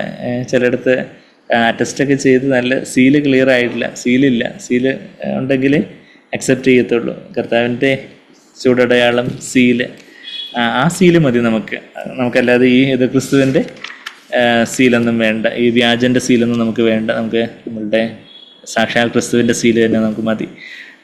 അവിടെ മണവാളിനോട് നിൻ്റെ സീൽ എനിക്ക് തരണമെന്ന് പറയുന്നത് ഇവിടെ ഉത്തമഗീതം 8 അവിടെ എൻ്റെ ഹൃദയത്തിന്മേലും ഭുജത്തിന്മേലും മുദ്രയിടണമെന്ന് പറയുന്ന ആ ഒരു കാര്യം നമ്മൾ കഴിഞ്ഞ ആഴ്ചയിൽ നമ്മളത് കണ്ടായിരുന്നല്ലോ. മുദ്രയിടപ്പെട്ട പൂന്തോട്ടമാണ് മണവാട്ടി, അതായത് കെട്ടിയടച്ച പൂന്തോട്ടം, മുദ്രയിടപ്പെട്ട പൂന്തോട്ടം എന്നൊക്കെ നമ്മൾ അവിടെ ഉത്തമഗീതം 4 8 വായിക്കുന്നുണ്ട്. ഉത്തമഗീതം 4 12 എൻ്റെ സഹോദരി എൻ്റെ കാന്ത കെട്ടിയടച്ചിരിക്കുന്ന ഒരു തോട്ടം, അടച്ചിരിക്കുന്ന ഒരു നീരുറവ, അടച്ചിരിക്കുന്ന, അത് ഇംഗ്ലീഷിൽ എ സ്പ്രിങ് സീൽഡ് അപ്പ്, ഒരു നീരുറവയാണ് എന്ന കർത്താവിൻ്റെ ഒരു സീലുണ്ട്. അതേ ആ ഒരു ഖോദോ എന്ന് പറഞ്ഞൊരു വാക്ക്, അതേ സീൽ എന്നുള്ള അതേ വാക്ക് തന്നെ എബ്രായ ഭാഷയിൽ അതേ വാക്ക് തന്നെ ഇവിടെയും 8 6 വാക്യത്തിലും എന്നെ ഒരു മുദ്രമോതിരമായി, put me like a seal of your heart, മുദ്രമോതിരമായി എന്നൊക്കെയാണ് മലയാളത്തിൽ ട്രാൻസ്ലേറ്റ് ചെയ്യുന്നത്. എന്നെ ഒരു മുദ്രയായിട്ട് കർത്താവിൻ്റെ ഒരു മുദ്രയുള്ളവരായിട്ട് നമ്മൾ നിൻ്റെ ഹൃദയത്തിന്മേലും ഒരു മുദ്രമോതിരമായി നിൻ്റെ ഭുജത്തിന്മേലും വെച്ചു കൊള്ളണമേ എന്നുള്ളൊരു കാര്യം നമ്മളവിടെ ഉത്തമഗീതം 8 6 വാക്യത്തിൽ നമ്മൾ വായിക്കുന്നത്. അപ്പോൾ ആ ഒരു കർത്താവിൻ്റെ ചൂടടയാളം അത് മതി. അന്ത്യകാലത്ത് ഭക്ഷണത്തിനെ സംബന്ധിച്ചുള്ള പരീക്ഷണം ഹവയ്ക്ക് വന്നു, ഹവ തോറ്റുപോയി. എന്നാൽ യേശു കർത്താവ് ജയിച്ചു. നമുക്കും അതുപോലുള്ള പരീക്ഷണങ്ങൾ വരുമ്പോൾ നമുക്ക് കർത്താവ് എന്താ പറഞ്ഞേ, മനുഷ്യൻ അപ്പം കൊണ്ട് മാത്രമല്ല ദൈവത്തിൻ്റെ വായിൽ നിന്ന് വരുന്ന ഓരോ വചനം കൊണ്ടോ ജീവിക്കേണ്ട ഈ ഭൗതികമായിട്ടുള്ള ജീവിതമല്ല പ്രധാനം, യേശുവിൻ്റെ പിതാവിൻ്റെ വചനം കേൾക്കുന്ന അതിനനുസരിച്ച് ജീവിക്കുന്ന പ്രധാനമെന്ന്. അതുപോലെ അങ്ങനെയുള്ള ഒരു ആറ്റിറ്റ്യൂഡ് കർത്താവ് എനിക്ക് ജീവിക്കുന്നതിനെക്കാട്ടിലും അവിടുത്തെ വചനമാണ് എനിക്ക് പ്രധാനം എന്നൊരു സമർപ്പണം. അല്ലെങ്കിൽ ഇങ്ങനെ വരുമ്പോൾ ഞാൻ എന്ത് ചെയ്യും, അങ്ങനെ വരുമ്പോൾ എന്ത് ചെയ്യും എന്നും പറഞ്ഞൊരു ഭയത്തിൻ്റെ നിരാശകളുടെ ചിന്ത സാത്താൻ കൊണ്ടുവരും. അങ്ങനെ നമ്മൾ അന്ന് എങ്ങനെ ആയിരിക്കും എന്ന് പറഞ്ഞ് നമ്മൾ അതിനെക്കുറിച്ച് ഇപ്പം നമ്മൾ സ്പെക്കുലേറ്റ് ചെയ്ത് ഊഹാപോഹത്തിൽ നമ്മൾ നിരാശപ്പെടുകയോ വ്യാകുലപ്പെടുകയോ ഒന്നും ചെയ്യരുത്. അത് സാത്താൻ്റെ വേറൊരു തന്ത്രമാണ്. എന്നാൽ നമുക്കിപ്പോൾ ഉള്ള വെളിച്ചത്തിൽ നമ്മൾ വിശ്വസ്തരായിട്ട് കർത്താവിനോട് ചാരി നിൽക്കുമ്പോൾ അന്ന് ചെറിയ പരീക്ഷകളിൽ അല്പത്തിൽ വിശ്വസ്തനായിരിക്കുന്നത് അധികത്തിലും വിശ്വസ്തനായിരിക്കും. ദൈവം ആ സമയത്ത് നമുക്ക് സ്പെഷ്യൽ ഗ്രേസ് തരും. ആ പെർസിക്യൂഷനിലൂടെ ഉപദ്രവത്തിലൂടെ കടന്നു പോകുമ്പോൾ അത് നമുക്കപ്പോൾ സാധാരണ കൃപ പോരാ, ആ സമയത്ത് ഒരു സ്പെഷ്യലായിട്ട് അത് കടന്നു പോകാനുള്ള ഒരു കൃപ വേണം. അത് ആ സമയത്ത് ദൈവം തരും. കോറി ടെൻ ബൂം എന്ന് പറഞ്ഞ ഒരു ദൈവ വനിത നൂറ്റാണ്ടുകൾക്ക് മുമ്പ് ഹിറ്റ്ലറിൻ്റെ നാസി ഭരണകൂടം യഹൂദന്മാർക്കെതിരെ വലിയ പീഡനം അഴിച്ചുവിട്ട സമയത്ത് കർത്താവിന് വേണ്ടി കോംപ്രമൈസ് ചെയ്യാതെ വിട്ടുവീഴ്ചയില്ലാതെ നിന്ന ഒരു വലിയ ധീര വനിതയാണ് കോറി ടെൻ ബൂം എന്ന് പറയുന്നൊരു യഹൂദ വനിത.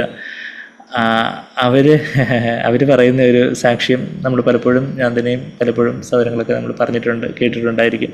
അതായത് കൊച്ചുനാട്ടിൽ താനൊരു കൊച്ചു പെൺകുട്ടിയായിരുന്ന സമയത്ത് അപ്പനോട്, ഡാഡിയോട് ചോദിക്കുക, ഡാഡി ഇതുപോലെ പലരുമൊക്കെ ഒത്തിരി ഉപദ്രവത്തിലൂടെയൊക്കെ കടന്നു പോകുന്നു, എങ്ങനെ അതൊക്കെ സഹിക്കാൻ പറ്റും, എനിക്ക് ഇതൊന്നും പറ്റും, എനിക്ക് ഇത്രയും വലിയ വിശ്വാസമൊന്നുമില്ല എന്ന് പറഞ്ഞപ്പോൾ ആ കൊച്ചു മകളോട് അപ്പം പറഞ്ഞു കൊടുത്തു,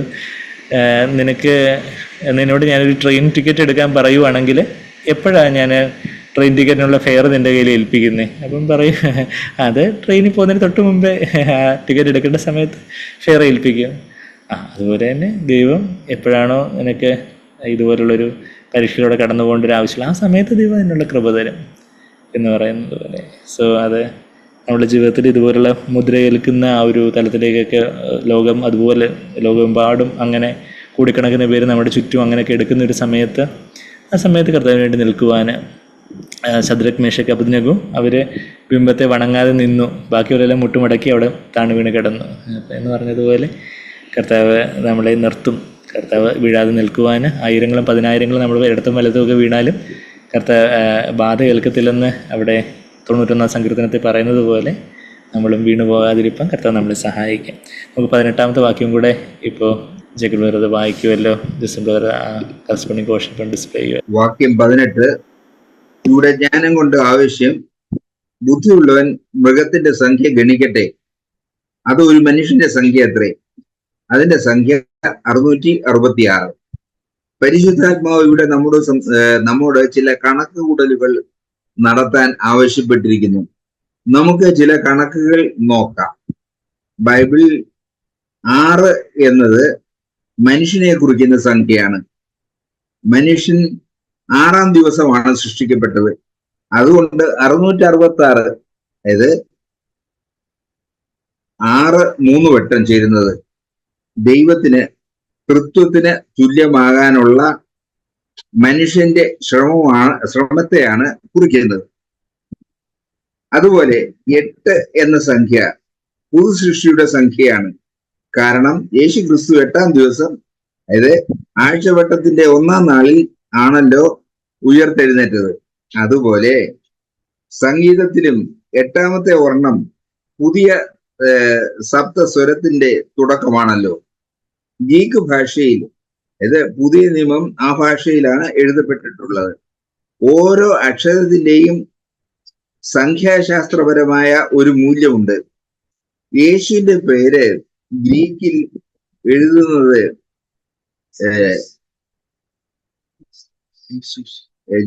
ജീസസ് എന്നാണ്. അതിന്റെ ശാസ്ത്രപരമായ വിലയാകട്ടെ 888. I10, E8, S200, അങ്ങനെ O70, U400, S200. പുതിയ സൃഷ്ടിയുടെ സംഖ്യ 3 വട്ടം ചേരുന്നതാണിത്. എതിർ ക്രിസ്തുവിന്റെ സംഖ്യ 666 എന്നതിന്റെ അർത്ഥം അവന്റെ പേരിന്റെ ഓരോ അക്ഷരത്തിന്റെയും സംഖ്യാശാസ്ത്രപരമായ വില കൂട്ടി നോക്കിയാൽ 666 എന്നാണ്. അവൻ ആരാണ് എന്ന് ഒരിക്കൽ അറിയുമ്പോൾ നമുക്കത് കൂട്ടി നോക്കി ശരിയാണോ എന്ന് ബോധ്യമാക്കുവാൻ കഴിയും. സോ അപ്പം നമ്മൾ വീണ്ടും ആ ഒരു ക്ലൈമാക്സിലേക്ക് എത്തി. എന്താ ഇവിടെ വെളിപാട് 13-ാം അധ്യായത്തിൻ്റെ 18-ാമത്തെ വാക്യത്തിൽ ഇവിടെ ജ്ഞാനം കൊണ്ട് ആവശ്യം, ദൈവത്തിൻ്റെതായ ഒരു ജ്ഞാനം, അത് മനുഷ്യൻ്റെതായ ജ്ഞാനം നമുക്ക് ഏതോ വലിയ തിയോളജിക്കൽ PhD ഡിഗ്രിയോ, നമുക്ക് എല്ലാത്തിലുള്ള വലിയ വചനജ്ഞാനം, ആ ഒരു ബൗദ്ധികമായിട്ടുള്ളൊരു മനുഷ്യൻ്റെതായ ഒരു ജ്ഞാനമല്ല, എന്നാൽ ദൈവത്തിൻ്റെതായ ഒരു ജ്ഞാനം, വിസ്ഡം ഓഫ് ഗോഡ്. അത് യഹോവ ഭക്തിയാണ് ജ്ഞാനത്തിൻ്റെ ആരംഭം എന്നൊക്കെ നമ്മൾ സദൃശവാക്യം 1:7 9-ാം അധ്യായത്തിൻ്റെ 10-ാമത്തെ വാക്യത്തിലൊക്കെ നമ്മൾ കാണുന്നുണ്ട്. ജ്ഞാനത്തിൻ്റെ അറിവിൻ്റെയൊക്കെ ദൈവികമായൊരു അറിവ്, ദൈവികമായൊരു ജ്ഞാനത്തിൻ്റെ ആരംഭം യഹോവ ഭക്തി. പരിശുദ്ധാത്മാവാണ് ജ്ഞാനത്തിൻ്റെ ആത്മാവും യഹോവ ഭക്തിയുടെ ആത്മാവും എന്നൊക്കെ നമ്മളിപ്പം യെശയ്യാവ് 11:2 നമ്മൾ വായിച്ചതുപോലെ. അപ്പോൾ നമ്മൾ ജ്ഞാനികളെയും വിവേകികളെയൊക്കെ മറിച്ച് ശിശുക്കൾക്ക് ദൈവം വെളിപ്പെടുത്തുന്ന ഒരു കാര്യമായിരിക്കും അന്ന് നമ്മൾ ശിശുക്കളെ പോലെ കർത്താവിൽ ആശ്രയിക്കുന്നവരായിട്ട്, കർത്താവിൽ വസിക്കുന്നവരായിട്ടായിരുന്നാൽ നമുക്ക് let him who has understanding calculate the number of the beast. ബുദ്ധിയുള്ളവൻ, ദൈവത്തിൻ്റെതായ ഒരു അണ്ടർസ്റ്റാൻഡിങ്, ആ ഒരു അണ്ടർസ്റ്റാൻഡിങ്, സ്പിരിറ്റ് ഓഫ് അണ്ടർസ്റ്റാൻഡിങ് അല്ലെങ്കിൽ വിവേകത്തിൻ്റെ ആത്മാവെന്ന് അവിടെ നമ്മൾ യെശയ്യാവ് 11:2 നമ്മൾ വായിക്കുന്നത്. അപ്പം അജ്ഞാനവും വിവേകവും എല്ലാം പരിശുദ്ധാത്മാവ് നമുക്ക് തരണം. നമ്മളവിടെ 1 കൊരിന്ത്യർ 3-ാം അധ്യായത്തിൽ വായിക്കുന്നുണ്ട്. ഈ ലോകത്തിൻ്റെ ജ്ഞാനമല്ല. 1 കൊരിന്ത്യർ 3-ാം അധ്യായത്തിലേക്കൊന്ന് വരുവാണെങ്കിൽ അവിടെ എന്താ നമ്മൾ വായിക്കുന്നത്? 18-ാമത്തെ വാക്യം, ആരും തന്നെ തന്നെ വഞ്ചിക്കരുത്. താൻ ഈ ലോകത്തിൽ ജ്ഞാനി എന്ന് നിങ്ങളിൽ ആർക്കെങ്കിലും തോന്നിയാൽ, ഓ ഞാൻ ലോകത്തിൽ വലിയ ജ്ഞാനിയാണ്, ഞാൻ വലിയ പഠിപ്പും അറിവും വലിയ വലിയ പൊസിഷനും ഒക്കെ ഉള്ള ആളാണെന്ന് ആർക്കെങ്കിലും തോന്നിയാൽ അവൻ യഥാർത്ഥത്തിൽ ജ്ഞാനി ആകേണ്ടതിന് എന്ത് ആവണമെന്ന് വെച്ചാൽ ഭോഷനായിട്ട് തീരണം. അയ്യോ കർത്താവേ, ഞാനൊരു കഴുതയാണ്, ഞാനൊരു ഭോഷനാണ്, എനിക്കൊന്നും അറിയത്തില്ല, ഞാനൊരു വട്ടപൂജ്യമാണ് എന്ന് അവൻ പറയുവാണെങ്കിൽ അവന് ദൈവത്തിൻ്റെ ജ്ഞാനം കിട്ടും. അല്ല ഞാൻ വലിയ ജ്ഞാനിയാണെന്ന് പറയുവാണെങ്കിൽ അവിടെ മനുഷ്യൻ്റെ ജ്ഞാനം കൊണ്ട് അവന് ദൈവത്തിന് മുമ്പാകെ ഭോഷനായിട്ട് തീരും. അതാ അതിൻ്റെ 19-ാമത്തെ വാക്യത്തിൽ, ഈ ലോകത്തിൻ്റെ ജ്ഞാനം ദൈവസന്നിധിയിൽ ഭോഷത്വമാണ്. അവർ ജ്ഞാനികളെ അവരുടെ കൗശലത്തിൽ പിടിക്കുന്നു, കർത്താവ് ജ്ഞാനികളുടെ വിചാരം വ്യർത്ഥമെന്നറിയുന്നു എന്ന് എഴുതിയിരിക്കുന്നുവല്ലോ. ആകയാൽ ആരും മനുഷ്യർ പ്രശംസിക്കരുത്, സകലവും നിങ്ങൾക്കുള്ളതല്ലോ എന്നുള്ളൊരു കാര്യമൊക്കെ നമ്മളവിടെ വായിക്കുന്നു. അപ്പം ആ ഒരു കർത്താവാണ് നമ്മളുടെ ജ്ഞാനം എന്ന് നമ്മൾ ഇതേ 1 കൊരിന്ത്യർ 1-ാം അധ്യായത്തിൽ 22-ാമത്തെ വാക്യത്തിൽ യഹൂദന്മാർ അടയാളം ചോദിക്കുന്നു, യവനന്മാർ ജ്ഞാനം അന്വേഷിക്കുന്നു എന്ന ആരാ നമ്മുടെ ജ്ഞാനം? 24-ാമത്തെ വാക്യത്തിൽ ജാതികൾക്ക് ഭോഷത്വമെങ്കിലും യഹൂദന്മാരായിട്ട് യവനന്മാരായിട്ട് വിളിക്കപ്പെട്ട ഇവർക്കും ദൈവശക്തിയും ദൈവജ്ഞാനവുമായ ക്രിസ്തുവിനെ തന്നെ. ദൈവശക്തിയും ദൈവത്തിൻ്റെ ജ്ഞാനവും ആരാന്ന് വെച്ചാൽ യേശു ക്രിസ്തുവാണ്. അതിൻ്റെ 30-ാമത്തെ വാക്യത്തിൽ വീണ്ടും പറയുവാണ്, നിങ്ങളോ അവനാൽ യേശു ക്രിസ്തു യേശുവിൽ ഇരിക്കുന്നു, അവൻ കർത്താവാണ് നമുക്ക് ദൈവത്തിൽ നിന്ന് ജ്ഞാനവും നീതിയും വിശുദ്ധീകരണവും വീണ്ടെടുപ്പുമായിരിക്കുന്നു. അപ്പം കർത്താവാണ് നമ്മളുടെ ജ്ഞാനം, പരിശുദ്ധാത്മാവാണ് ആ ജ്ഞാനം നമ്മളിലേക്ക് വന്ന് നിറയ്ക്കുന്നത്.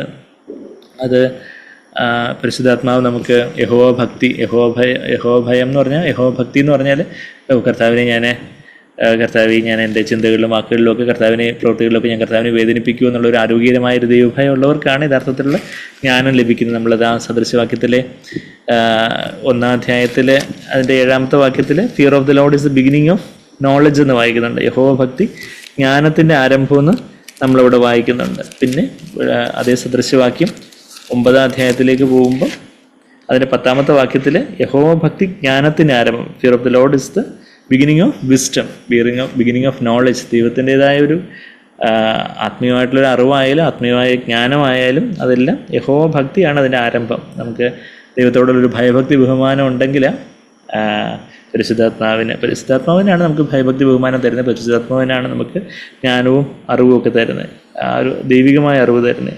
10-ാമത്തെ വാക്യം, പരിശുദ്ധനെ കുറിച്ചുള്ള പരിജ്ഞാനം വിവേകവും ആകുന്നു എന്നുള്ളൊരു കാര്യം. The knowledge of the holy one is understanding. ആ അണ്ടർസ്റ്റാൻഡിങ് ഉള്ളവനാണ് ഇത് കാൽക്കുലേറ്റ് ചെയ്യട്ടെ എന്ന് പറഞ്ഞ് ഇപ്പം ഇവിടെ നമ്മൾ വെളിപാട് 13:18 ബുദ്ധിയുള്ളവൻ, അല്ലെങ്കിൽ let him who has understanding. എന്താണ് യഥാർത്ഥത്തിൽ വിവേകം എന്ന് ചോദിച്ചാൽ പരിശുദ്ധനെ കുറിച്ചുള്ള പരിജ്ഞാനം, the knowledge of the holy one. പരിശുദ്ധനായിട്ടുള്ള കർത്താവിനെ അറിയുന്ന, അതീവ പരിശുദ്ധനായിട്ടുള്ള അടുത്തുകൂടാത്ത വെളിച്ചത്തിൽ വസിക്കുന്നതിനായ യേശുവിനെ അറിയുന്നതാണ് വിവേകം. ആ വിവേകമുള്ളവനാണ് അതന്ന് കാൽക്കുലേറ്റ് ചെയ്യാൻ പറ്റുന്നത്. അപ്പം ഇന്നേ നമുക്കത് അതിൻ്റെ ഒരു ചെറിയൊരു കാര്യം നമുക്ക് കാൽക്കുലേറ്റ് ചെയ്ത് അറിയാം. ഇപ്പം നമ്മളിപ്പം വായിച്ചു, എന്താ വായിച്ചേ, ഒരു കാൽക്കുലേഷൻ നടത്താനാണ് പറയുന്നത്. അപ്പം കുറച്ച് ഗണനം, ചെറു കാൽക്കുലേഷൻ, കണക്കൂട്ടലൊക്കെ നമ്മൾ നടത്താൻ പരിശുദ്ധാത്മ നമ്മളോട് ബുദ്ധി ഉപദേശിക്കുക. ഇതൊരു മനുഷ്യൻ്റെ സംഖ്യ എത്രയാണ്? അപ്പോൾ എതിർ ക്രിസ്തു ഒരു മനുഷ്യനാണ്. ആ മനുഷ്യൻ്റെ സംഖ്യ എന്താണെന്ന് ചോദിച്ചാൽ ഈ മുദ്ര മനുഷ്യൻ്റെ സംഖ്യയാണെന്നാണ് പറയുന്നത്. അവൻ്റെ അതായത് അവൻ്റെ പേരോ പേരിൻ്റെ സംഖ്യയോ ആയ മുദ്രയെന്നാണ് നമ്മളിപ്പോൾ 16-17 വാക്യങ്ങൾ വായിച്ച അവൻ്റെ പേര് അല്ലെങ്കിൽ പേരിൻ്റെ സംഖ്യ. അപ്പോൾ ആ പേരിൻ്റെ സംഖ്യ അതൊരു മനുഷ്യൻ്റെ സംഖ്യയാണ്.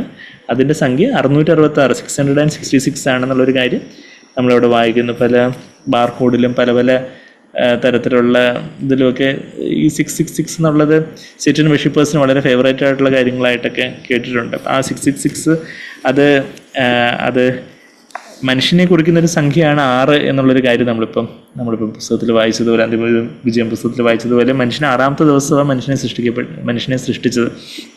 അപ്പം അതുകൊണ്ട് മനുഷ്യൻ്റെ സംഖ്യയാണ് ഈ 6 എന്നുള്ളത് കുറിക്കുന്നത്. അപ്പം 3 വട്ടം 6 എന്ന് പറയുമ്പോൾ ദൈവം തൃത്വമുണ്ട്. ദൈവത്തിൻ്റെ തൃത്വത്തിന് തുല്യമാകാനുള്ള മനുഷ്യൻ്റെ ശ്രമത്തെയാണ് ഈ 666 കുറിക്കുന്നത് എന്നുള്ളൊരു കാര്യം നമ്മളിവിടെ കാണുന്നുണ്ട്. യേശുവിൻ്റെ സംഖ്യ 8 ആണ്. അത് പുതുസൃഷ്ടിയുടെ സംഖ്യയാണ് 8 എന്ന് വെച്ചാൽ യേശു ക്രിസ്തു 8-ാമത്തെ ദിവസമാണ് ഉയർത്തെഴുന്നേറ്റ്. 1-ാം ദിവസം എന്ന് പറയുമ്പോൾ 7 കഴിഞ്ഞിട്ടുള്ള 1-ാം ദിവസം 8-ാമത്തെ ദിവസം എന്ന് പറയാം. ഇപ്പം നമ്മുടെ സംഗീതത്തിലും നമ്മളിപ്പം കേട്ടതുപോലെ സംഗീതത്തിൽ 8-ാമത്തെ വർണ്ണം സരിഗമ പദനിസ അല്ലെങ്കിൽ CDF, എല്ലാം നമ്മളെ മ്യൂസിക്കിൽ 8-ാമത്തെ ഒക്ടേവ് ആണ് 1-ാമത്തെ പുതിയതിൻ്റെ ഒരു കാര്യം. നമ്മളെ ആഴ്ചയിലും 7 ദിവസങ്ങൾ ഒന്നാമത്തെ ദിവസം. ആ ഒന്നാമത്തെ ദിവസമായ ഞായറാഴ്ച കർത്താവ് ഉയർത്തെഴുന്നേറ്റ് എന്നുള്ള കാര്യം നമ്മൾ വ്യക്തമായിട്ട് സുവിശേഷങ്ങളിൽ വായിക്കുന്നുണ്ടല്ലോ. ഒന്നാം ദിനത്തിൽ കർത്താവ് ഉയർത്തെഴുന്നേൽക്കുന്ന ഒരു കാര്യം. അപ്പം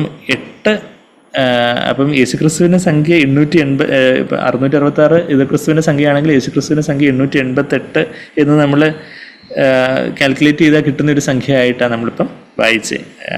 ഗ്രീക്കിൽ കർത്താവിൻ്റെ പേര് IESOUS എന്നുള്ള ഒരു ഗ്രീക്കിൽ എഴുതുന്നത് യേശുവിൻ്റെ പേര് IESOUS എന്നുള്ള ഒരു വാക്കായിട്ടാണ്. അപ്പോൾ അതിൽ ഗ്രീക്കിലെ ആൽഫബറ്റ്, ഗ്രീക്കിലാണ് പുതിയ നിയമം എഴുതപ്പെട്ടിട്ടുള്ളത്. ഗ്രീക്കിലുള്ള ആൽഫബറ്റ്സിൻ്റെ സംഖ്യ ഓരോന്ന് നമ്മൾ കാൽക്കുലേറ്റ് ചെയ്യുമ്പം ഐക്ക് 10, ഇക്ക് 8, എസ്സിന് 200, ഒയ്ക്ക് 70, യുവിന് 400, എസ്സിന് 200, അതെല്ലാം കൂടെ കാൽക്കുലേറ്റ് ചെയ്ത് നോക്കിയാൽ 888 കിട്ടും.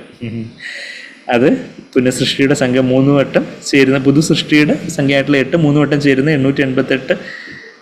അത് യേശുവിൻ്റെ പേരിൽ ആ 888 കിട്ടുന്നത് പോലെ ഇത് ക്രിസ്തു ഒരു ഏകലോക ഭരണാധികാരി വെളിപ്പെടുമ്പോൾ അവൻ്റെ പേര് നമ്മൾ ഈ ഗ്രീക്ക് ആൽഫബറ്റിൽ ഗ്രീക്കിൽ അവൻ്റെ പേര് എഴുതുമ്പോൾ അതിൻ്റെ ആ പേരിൻ്റെ സംഖ്യകൾ നമ്മളെ കൂട്ടി നോക്കുമ്പം 666 ആകും എന്നുള്ളൊരു കാര്യം ഇന്ന് നമുക്ക് സ്പെക്കുലേറ്റ് ചെയ്യാനല്ല, അന്ന് ആ കാര്യങ്ങൾ വെളിപ്പെട്ട് വരും എന്നുള്ളൊരു കാര്യമാണ് നമ്മൾ കാണുന്നത്. അപ്പം ദൈവം തന്നെ നമുക്ക് ആ കാര്യങ്ങളിലൊരു ജ്ഞാനം ദൈവം തരും.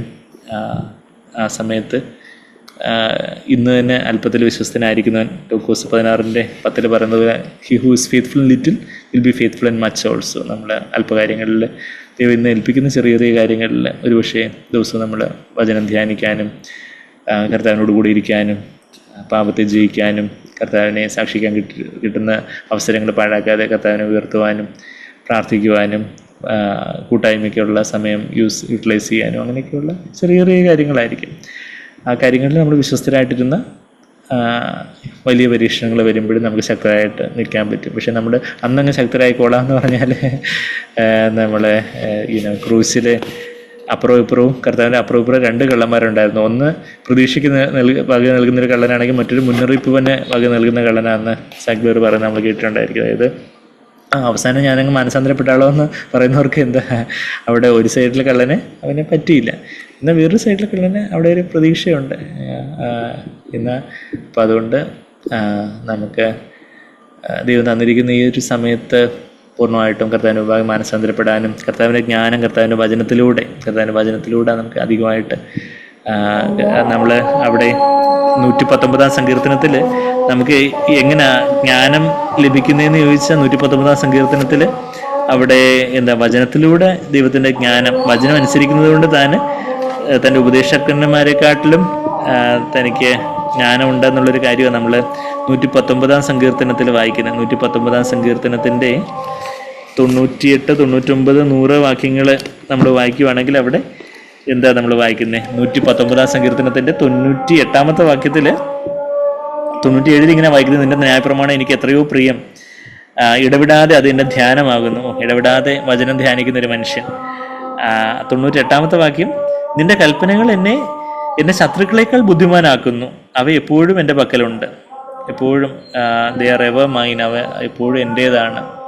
ദൈവത്തിൻ്റെ വചനം നമ്മൾ ധ്യാനിക്കുകയും അതനുസരിക്കാൻ നമ്മളെ തന്നെ സമ്പൂർണ്ണമായിട്ട് താഴ്ത്തി ഏൽപ്പിച്ചുകൊണ്ടേയിരിക്കുകയും ചെയ്യുവാണെങ്കിൽ അത് നമ്മൾ ദൈവത്തിൻ്റെ ജ്ഞാനം തന്നെ നമ്മളെ ശത്രുക്കളെക്കാട്ടിൽ ബുദ്ധിമാന്മാരാക്കുന്നു, വൈസർ ദാൻ ദ എനിമീസ്, ജ്ഞാനമുള്ളവരാക്കുന്നു. എന്നിട്ട് 99 വാക്യത്തിൽ, നിന്റെ സാക്ഷ്യങ്ങൾ എൻ്റെ ധ്യാനമായിരിക്കുകയുണ്ട്, എൻ്റെ സകല ഗുരുക്കന്മാരിലും ഞാൻ ബുദ്ധിമാനാകുന്നു. I have more insight than all my teachers. എന്നെ പഠിപ്പിക്കുന്നവരെക്കാട്ടിൽ എനിക്ക് ഇൻസൈറ്റ്, വലിയ ഉൾക്കാഴ്ച എൻ്റെ സബ്ജക്റ്റിൽ കിട്ടുന്നത് എന്തുകൊണ്ടെന്നാൽ അവിടുത്തെ കൽപ്പനകളാണ് അവിടുത്തെ സാക്ഷ്യങ്ങൾ. ദൈവത്തിൻ്റെ വചനം നമ്മൾ ധ്യാനിക്കുന്നവരാണ്, ദൈവത്തിൻ്റെ വചനം നമ്മൾ ആഴത്തിലേക്ക് പോകുന്നവരാണെങ്കിൽ കർത്താവ് നമുക്ക് നമ്മളെക്കാട്ടിലും വലിയ വലിയ ഉപദേഷ്ടാക്കന്മാരെക്കാട്ടിലും വലിയ തിയോളജിക്കൽ വലിയ PhD ഉള്ളവരെക്കാട്ടിലും ദൈവത്തിൻ്റെ ജ്ഞാനികളെയും വിവേകികളെയൊക്കെ മറച്ചു വെച്ച് ശിശുക്കൾക്ക് ദൈവം വെളിപ്പെടുത്തും. പിന്നെ 100 വാക്യത്തിൽ എന്താ, നിന്റെ പ്രമാണങ്ങളെ അനുസരിക്കുകയാൽ. അപ്പം 98-ലും 99-ലും 9 വാക്യത്തിൽ 98 വാക്യത്തിൽ എപ്പോഴും എൻ്റെ പക്കലുണ്ട്, എൻ്റേതാണ് ഈ വചനം, they are for ever mine.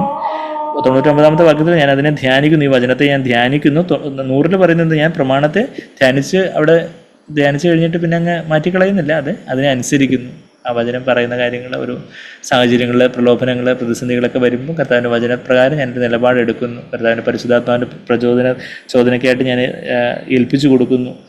കർത്താവ് പറയുന്നത് ഞാൻ അനുസരിക്കുന്നു, അതിനായിട്ട് കീഴ്പ്പെട്ട് കൊടുക്കുന്നു. നിൻ്റെ പ്രമാണങ്ങളെ ഞാൻ അനുസരിക്കുകയാൽ ഞാൻ വയോധികന്മാരിലും വിവേകമേറിയവനാകുന്നു. ഒത്തിരി കാലം അത്രയും വയസ്സുള്ള, അത്രയും വലിയ ജ്ഞാനമുള്ളവരെക്കാട്ടിലും നമ്മൾ കർത്താവിൻ്റെ വചനം അനുസരിക്കുന്നുണ്ടെങ്കിൽ അതിനെക്കാട്ടിലും ഒരു വിവേകം കർത്താവിന് നമുക്ക് തരാൻ സാധിക്കുന്നുള്ളൊരു കാര്യം പലപ്പോഴും പരീക്ഷ എഴുതുന്ന കുഞ്ഞുങ്ങൾക്ക് പലരും പരീക്ഷയ്ക്ക് പ്രാർത്ഥിക്കണമെന്ന് പറയുമ്പോൾ ഞാൻ ഈ സങ്കീർത്തനം 119, 98, 99, 100 വാക്യങ്ങൾ കോട്ട് ചെയ്ത് കൊടുക്കാറുണ്ട്. പിന്നെ ഈവൻ ദാനിയേലിൻ്റെ പുസ്തകത്തിലും ഒരു കർത്താവിൻ്റെ ജ്ഞാനം ദൈവം